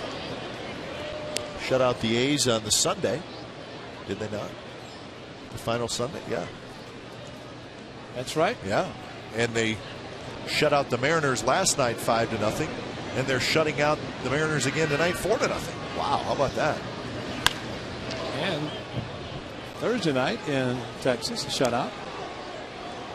So it would be 4 out of their last 6 games have been shut out. Obviously shutout victories. Now they're not quite done yet. There's 1 out in the 9th inning. That's pretty impressive.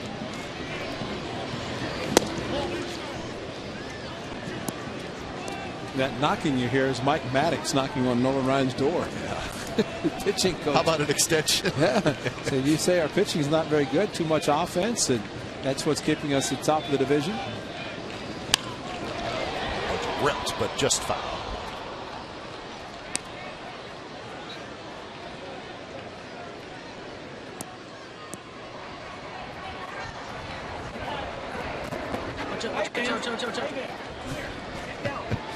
Section 242. That's where the action's at tonight.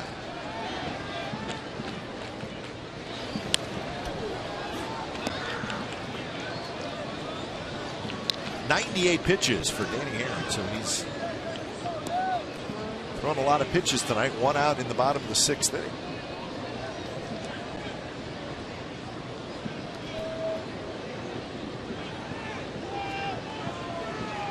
Jesus making him work in this at bat. Side, says Dan Iassogna.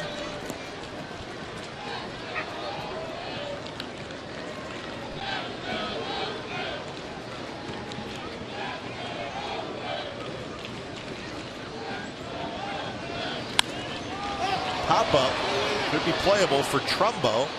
He's near the bullpen mound, turns around, settles underneath it, and he's got it for out number 2.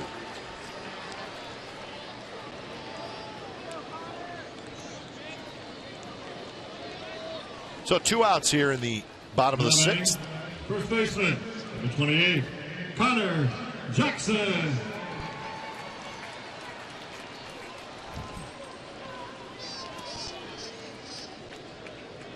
action out there. Michael Kahn.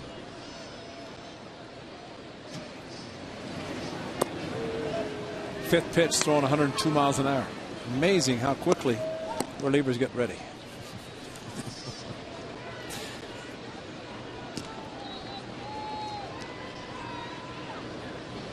Oh, 1 to Connor Jackson. Jackson had an RBI single in the 4th inning. He was later tagged out at home, trying to score on a base hit by Kurt Suzuki on a play that the replay showed that he was safe. Ibar deep in the hole, throws to first. Nice play by Eric Ibar, and that's a 3-up, 3-down inning for Dan Herring. So we head to the 7th inning on Dog Night at the ballpark. It's 4-3 A's.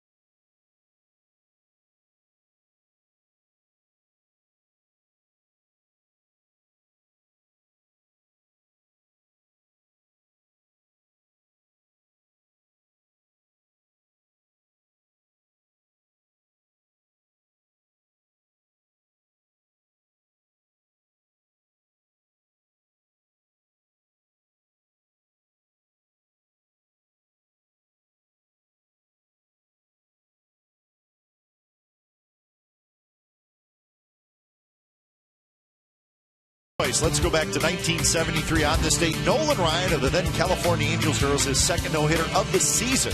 He does it in front of 41,000 fans in Detroit. Ryan fans 17 that day, most ever in a 9-inning no-hitter, including 8 straight, but only 1 strikeout over the last 2 innings. He wanted to keep his pitch count down. Nolan Ryan. It's 1973. I think that's the same year he drilled me in the left calf. Your calf still hurts. It right? still hurts. Still blame him. Well, it's up to the bullpen for the A's, and Ed Ziegler did an outstanding job getting the double play against Ibar last inning. Kendrick is retired. So 1 out here in the top of the 7th. Breslow, who was up last inning, gets up again. Number 48, Corey Hunter.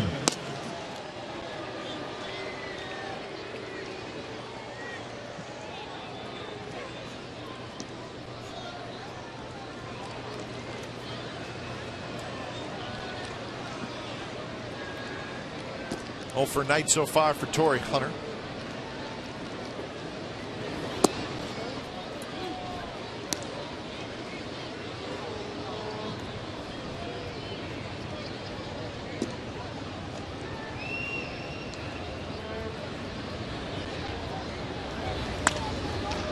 Bounce toward Weeks, who gets a big hop.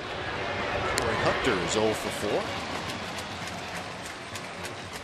2 outs here in the top of the 7th inning. Big game, or big series in the AL Central this weekend. The White Sox at Detroit. Number 53. And tonight the White Sox beat the Tigers 8-2, and they beat Verlander.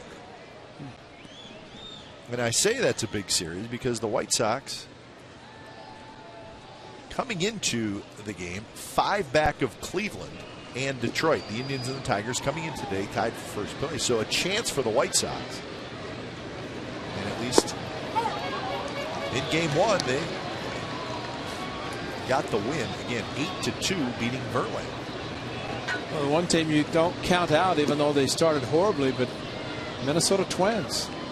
You are right. They lost tonight, but Gardenhire has their team playing very well. And they're in a division that really nobody's running away with it, and especially with the records. Well, the Indians won tonight.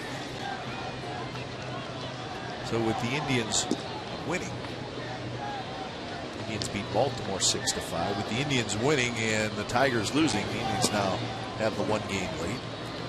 And the White Sox remain 5 back. Minnesota goes to 7 back. So the Twins, you know, you read the papers. You see the Twins have players that other teams would like, but the Twins are saying, oh, it's 7 back in a division that we think we're as good as any of the other teams. Justin Morneau had neck surgery, and he'll be back soon.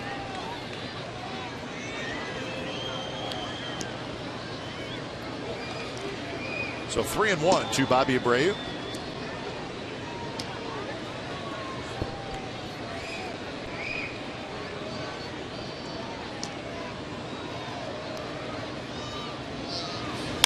Abreu drives on the left field. Willingham back, still going back. Warning track near the wall, reaches out, can't get it. And Bobby Abreu with a 2-out double.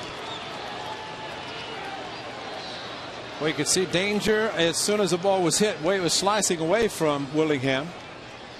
Started back, and it just kept slicing. Bobby Abreu, very good opposite field power. And right there is when he got turned around when the ball took off on him. As he reached up, could not pick up the ball. So instead of being in the dugout, looked like he's going to be the 3rd out, and just could not reach far enough to make the play. So when it's time for change, think Speedy Oil Change and tune up your oil change, tune up, and smog experts. Breslow coming in.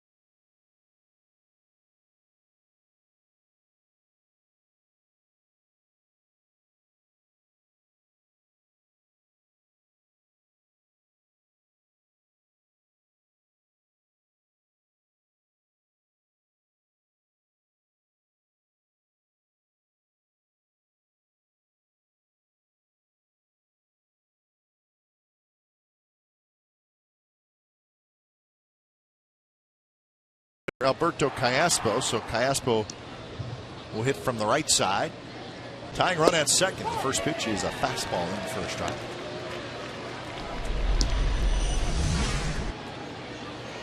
Oh, 0-2 with a 3.06 ERA for Breslow.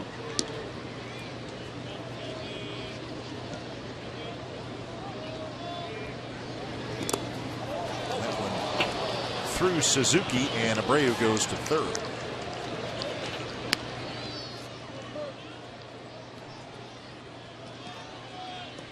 Well, we talk often about the catcher's mitt being put down on the ground. Kurt comes up, the ball stays down. That's why you jam your mitt into the ground. Try to close up the wicket, because the ball stays down as that one did. It was going to scoot between the legs.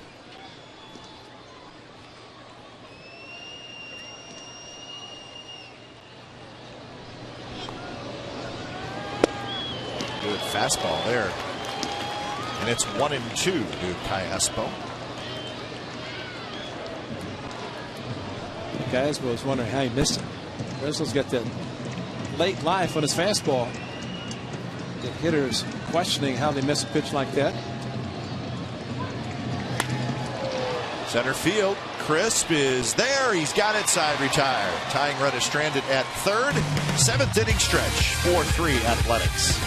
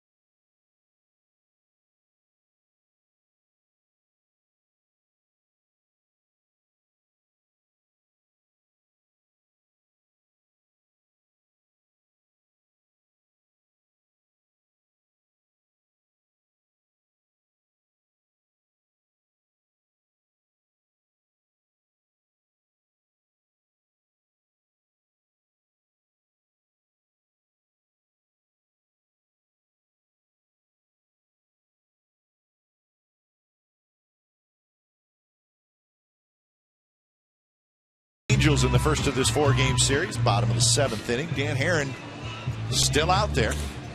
Chris Carter's one big third baseman, isn't it? That. Be tough to get a ball past him. Well, the A's seeing Dan Herron in the 7th inning. He's a workhorse, no doubt. The A's also have it set up. Craig Breslow getting the final out in the 7th inning. Top half set up for Balfour and Bailey. 8th and 9th if that can work. But nice to make it. Would be nice to give a little extra run support. 2-0 now to Kurt Suzuki, who has a double, a single, and he has scored a run.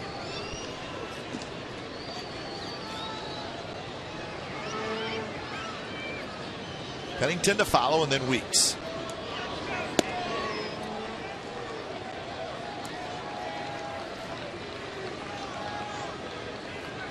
He's take a leadoff walk. Herron has not walked anybody. He has struck out 2.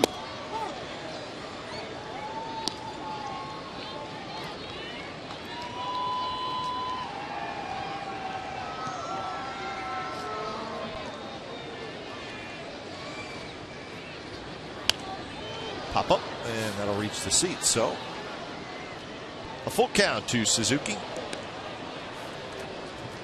Seen Dan Herron enough times as a hitter, but anytime a pitcher has any change in his delivery, which Herron always has, with that hesitation where he pauses at the top of his delivery, it's something as a hitter you have to get accustomed to as he gets right there and stops and then unloads. Sneaky fastball at 91. Trumbo is under it. So 1 out here in the bottom of the 7th inning.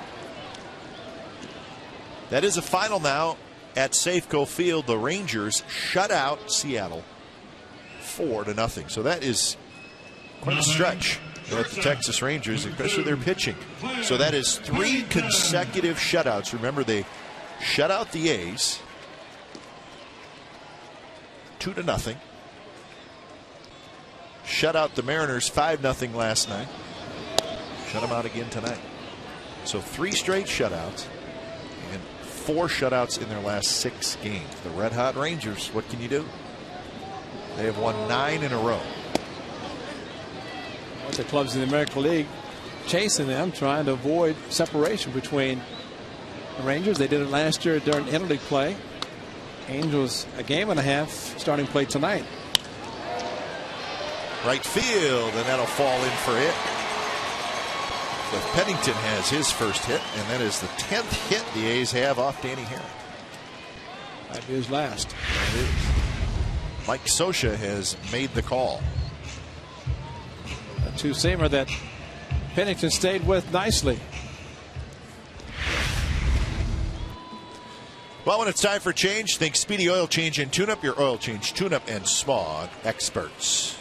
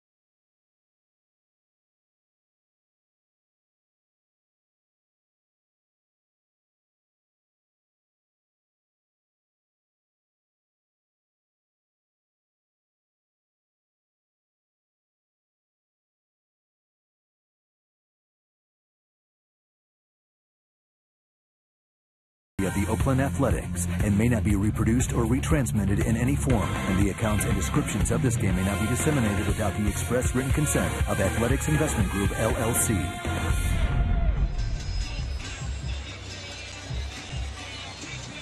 So Danny Haren, 6 1/3 tonight. Threw a lot of pitches. He cannot win it, so he will not get his 11th win. As the game remains 4-3, the new pitchers, Hasanori Takahashi, the left-hander, signed to a 2-year, $8 million contract by the Angels after pitching 10 years in Japan and last year with the Mets. So Takahashi takes over, faces Weeks in the first pitch. A swing and a miss. Faced the A's 3 times this year. The A's just 1 hit off him, and that's it.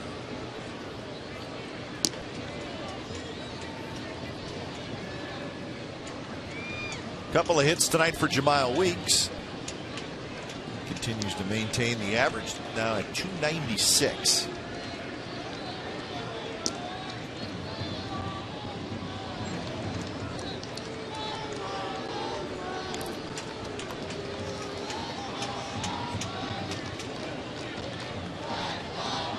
I think the best part about his night, does have a couple of hits, driving in a run, his first run, but one thing he tried in the first inning, bunting.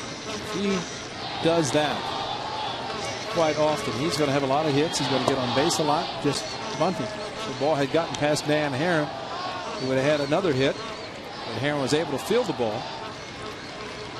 When you have the kind of speed that he does, that is a great tool to have. That is to bunt, try to bunt for a base hit.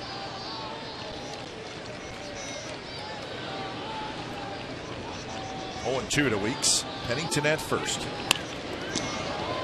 Fists that one just past the Angels dugout. Talked about Gio Gonzalez going as the lone A's representative in the All-Star game. Jemile Weeks was there as a guest of his brother Ricky, who was the starting second baseman for the Brewers.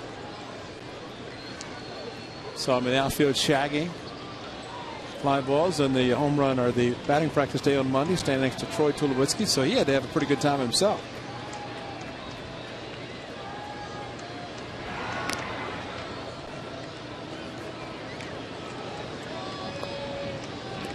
nice for Jamal to be there with his brother and give him a chance to see what it's like to be an all-star.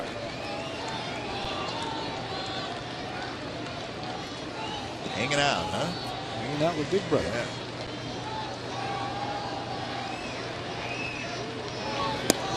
Pitch is a fastball that's high. Crisp in the on-deck circle. Everything's final in the American League. Red Sox lost. Yankees lost, and the Rays won. The Rays beat Boston. Pennington runs, pitches outside. The throw is in time, and Pennington is out. Hank Conger throws out Pennington. Well, Cliff got a great job. Actually went on the first move. It looked like Conger might have gotten him as he slid, got him on the backside, but it seemed like Cliff got to the bag and kind of stopped. Watch the jump. He goes on the first move, gets a great jump. Conger, like Mathis, throws well. He got him on the left arm sliding in.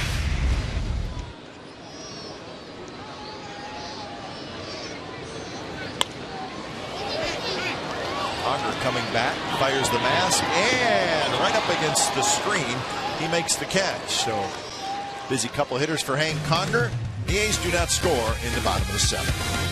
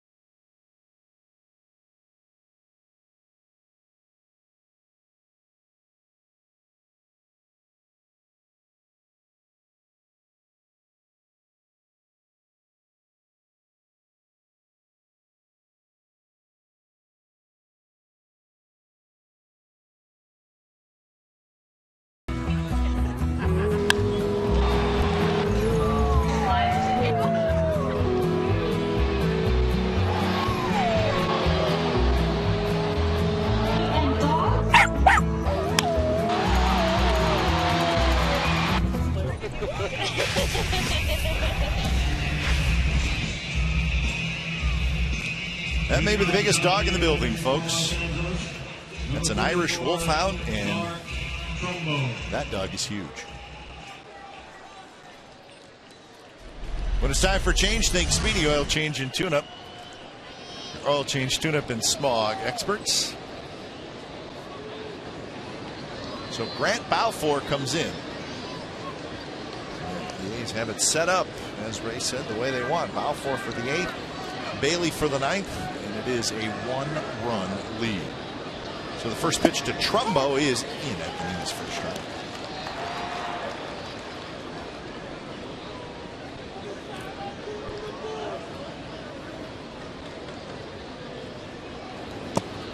Trumbo, a single in the second.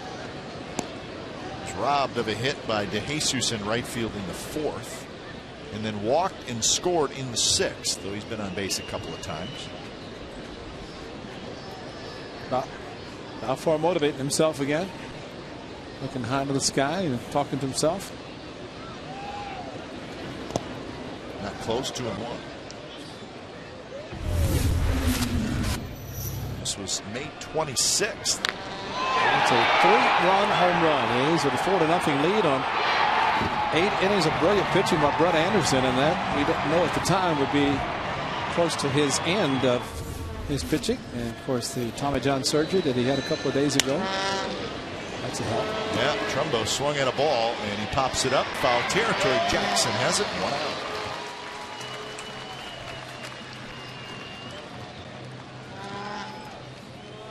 So that'll bring up Russ Branyan.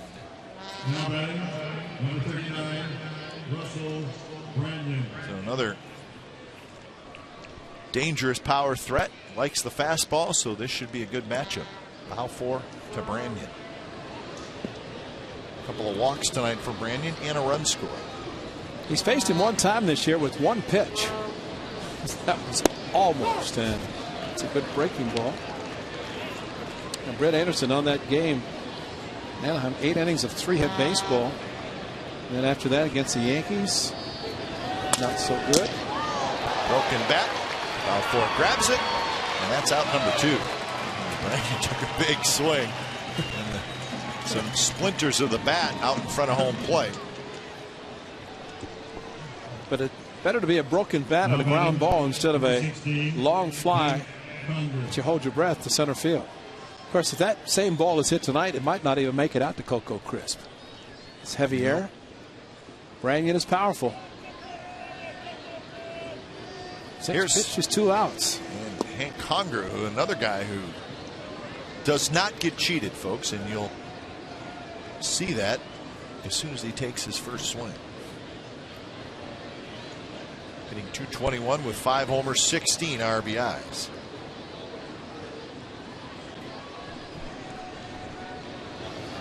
A fastball first strike. 1-1 the count.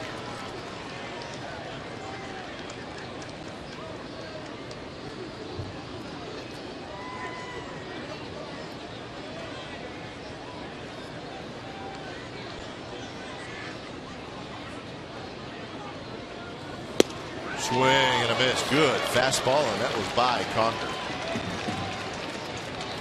That fastball said, I got 4 days rest.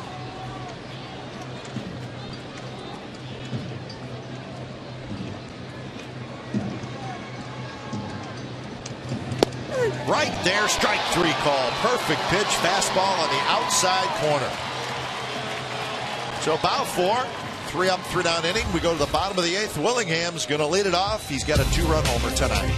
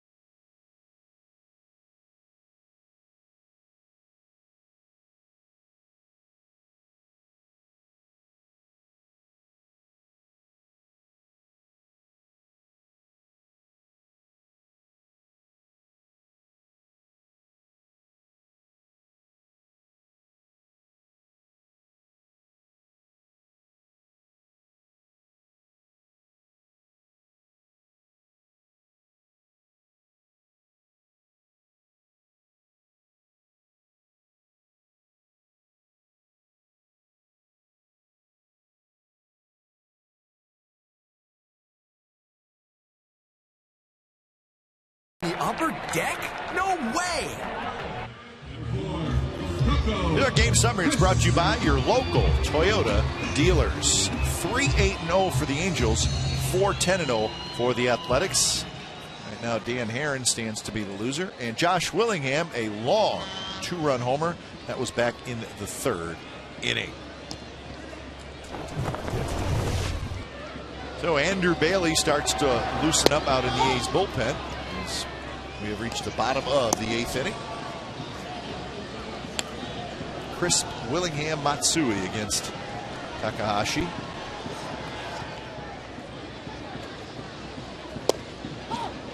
There to Coco.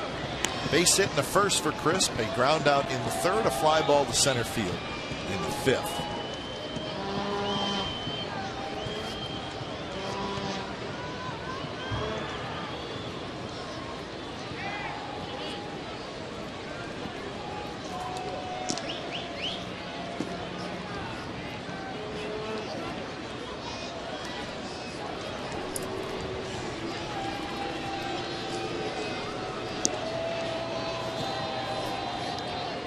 So the report on Joey Devine, some type of spasms in his back. Thoracic. Thoracic. Yeah. We got a spelling from Mike Selleck. Thoracic spasms in his upper back.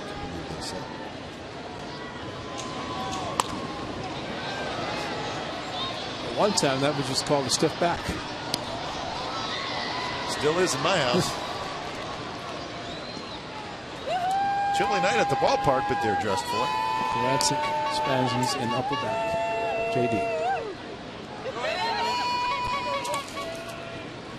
0-2 pitch is low. We hope Joey Devine's all right. They're pitching very well for the Athletics.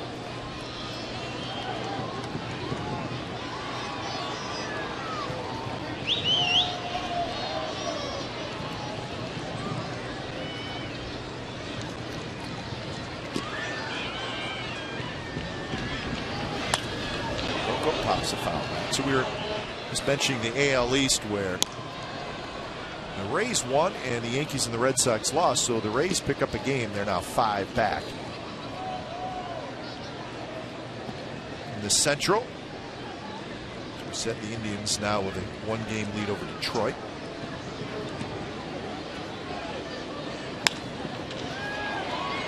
To right field where Torrey Hunter moving over. And he's got it for out number 1. The Rangers won 4-0 in Seattle. In the NL East, Phillies and the Braves both won. And that's a 2-team race there. But then it gets interesting, Ray, in the National League Central. You knew who's in first place? I'm going to guess and say the Pirates. Pittsburgh Pirates, and we'll tell you why when we come back. The Pirates are in first place. When it's time for change, think Speedy Oil Change and Tune-Up. Your oil change tune-up and Smog experts.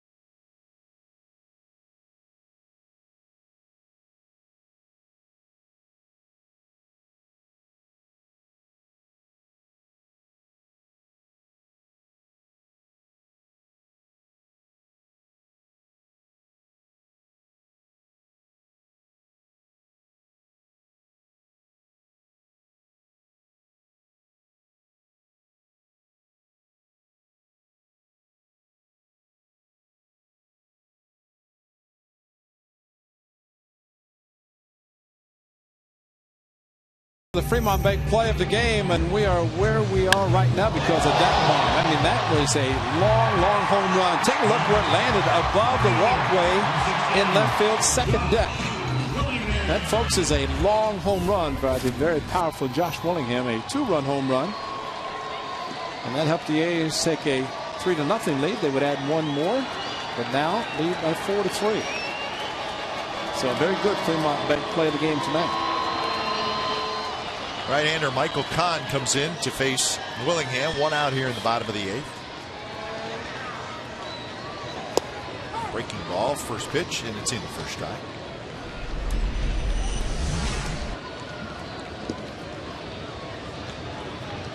It's the 12th appearance for Michael Kahn. He's brought back from AAA Salt Lake City on the 20th of June.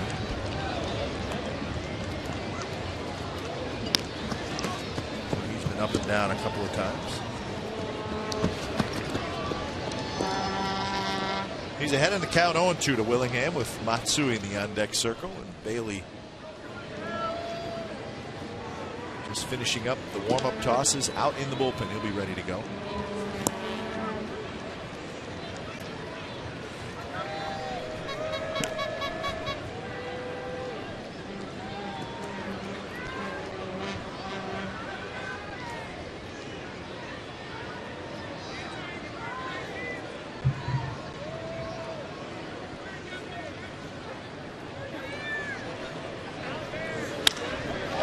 Drilled to left. Didn't have enough. No, off the base of the wall, and Willingham's going to have a double. And he's got himself a 3-hit night: a single, a double, and a homer. Just a little bit towards the end of the bat, a breaking ball. Ryan Sweeney's going to pitch run for him. Take a little bit of weight off his Achilles tendon, but that was the hanger towards the end of the bat. Just too much topspin to get it out. Would have been great, and I think he says it all by running as hard as he was to first base, unlike the at bat in which he crushed the ball to left field, second deck. Base of the wall. And Josh Willingham, a very good night to start this second half. So there is Sweeney, the pinch runner. Number 55, Hideki Matsui. So Matsui will hit.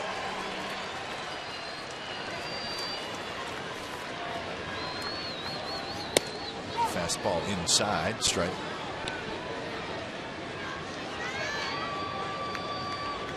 Matsui, a couple of pop outs. One of them kind of a soft line drive. And then the strikeout swinging in the 5th inning.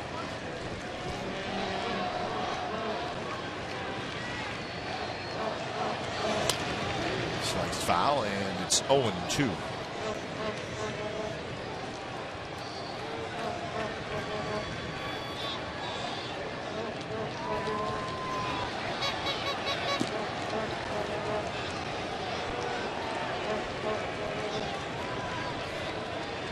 Takahashi goes 1 inning. All the rest zeros. To the backstop. And Sweeney goes to third. Look, can the A's make it 2 for 2 with a runner at third and less than 2 outs? This ball, Congo wanted it in the dirt. That's exactly where Kahn threw it, but he got a glove on it. And as far as he had to move to his right, he did get the glove on, did not bounce. There's a wild pitch, and as far as he had to move, not surprising. So the infield comes in. And there's a base hit. So Matsui comes through. Sweeney trots home, and a little insurance run for the Athletics. And Matsui gets RBI number 35. Well, that wild pitch was so huge because the infield was brought in by Mike Scioscia, and who knows where this ball would have gone had they been back. And right there, matter of fact, I think it probably been to the second baseman Kendrick, but he had moved in. Ultramo shows Hideki Matsui with a couple of strikes and comes through with the infield pulled in, and a nice hit with the 2 strikes. So now a 5-3 A's lead.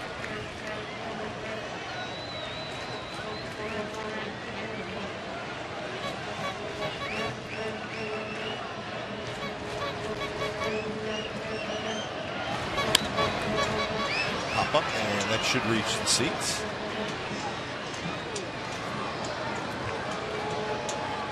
So 1-1 the count to Sizemore, who was looking for his first hit. The A's have 12 hits in this game. 10 coming off of Dan Herring.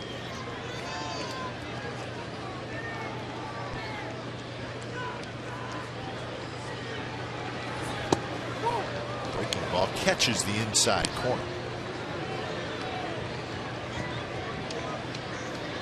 David DeJesus in the on-deck circle.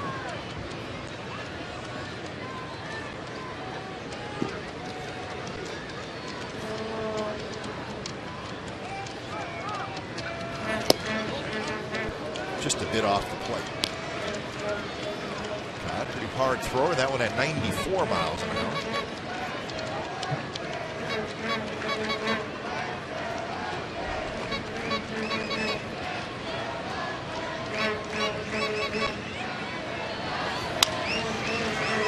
Aspo ranges to his left, out at second, and double play. So the A's get a run, and Andrew Bailey has 2 runs to work with as he is looking for the save. 5-3 as we go to the ninth.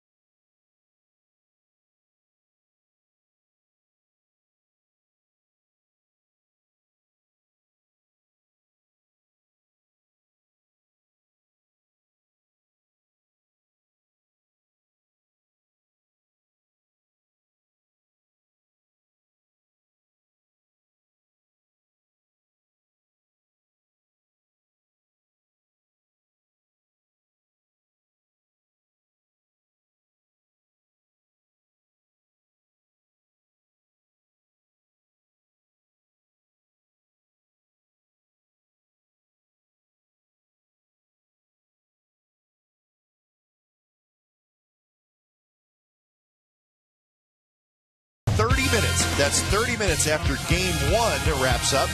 We will bring you Game 2 of the doubleheader versus the Angels. Harden and Santana. Remember, complete A's coverage every night on Sportsnet Central and CSNCalifornia.com. The home of the A's is Comcast Sportsnet California. So again, when Game 1 ends, 30 minutes later, join us right here on Comcast Sportsnet California for Game 2 coverage. Ryan Sweeney is the new left fielder. He pinch ran for Willingham. And when it's time for change, think Speedy Oil Change and Tune-Up, your oil change, tune-up, and smog experts. So Bailey coming in looking for save number 9 and trying to save it for McCarthy. There's a few tense moments in both the 5th inning and the 6th inning. But the A's were able to minimize the damage. Angels closed to 4-3. A's got a run in the bottom of the 8th to make it 5-3. There's that cutter, but it goes outside to Mike Trout. The A's bullpen is depleted. It's pretty much a 6th reliever. 6th, yep. And for the A's tonight.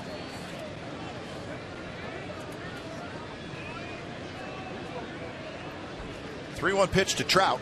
He's right there for a strike, taking all the way. Trout Balfour, an outstanding inning. The 8th inning, the setup, but Brad Ziegler might have had the biggest. He did a double play with the A's up 4-3, especially with Ibar and his speed. So Brad Ziegler, ground ball pitcher, got the job done. Breslow with a big out. Angels have had several runners in scoring position tonight. Trout swings and misses. May have been ball 4. Bailey will take it out, number 1. Similar ball that Trout hit to right field in his last at bat to drive in a run.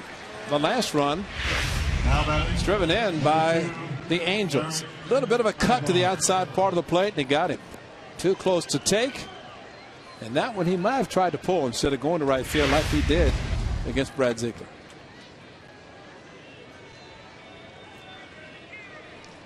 So that is 9 strikeouts for A's pitchers. Here's the top of the order, Eric Aybar. Aybar is 2 for 4. So he's had a good night, but as Ray said, maybe the biggest at bat in this game was that double play in the 6th inning. The bases were loaded, 1 out, and it was a 4-3 game. It's his speed. You figure it has to be a tailor-made. It has to be right at one of the infielders, middle infielder, and it was for Weeks to Pennington, his strong arm to Jackson. So 0-2 to Aybar. Kendrick in the on-deck circle. Foul.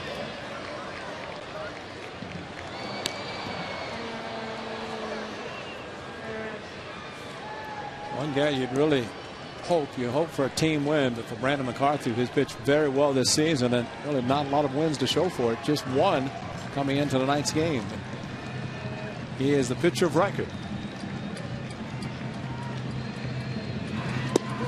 Strike 3 called with a fastball outside corner.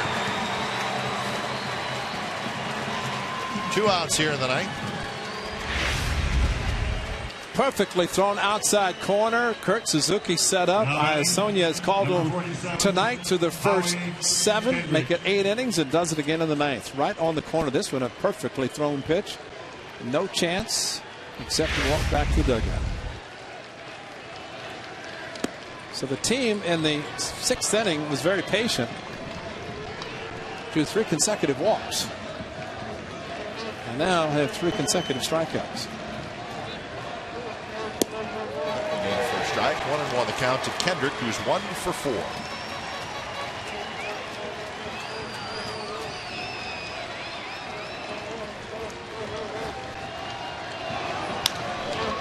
Right field, DeJesus back, warning track, circles under it, he's got it, and that's the ball game.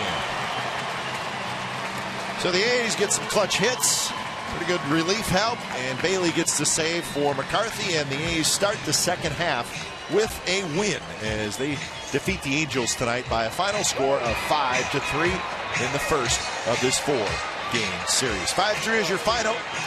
So the A's break their 4-game losing streak. Don't go away. A's post-game live with Henry Wolford and Shooty Babbitt starts from the studio right now. 5-3, A's win.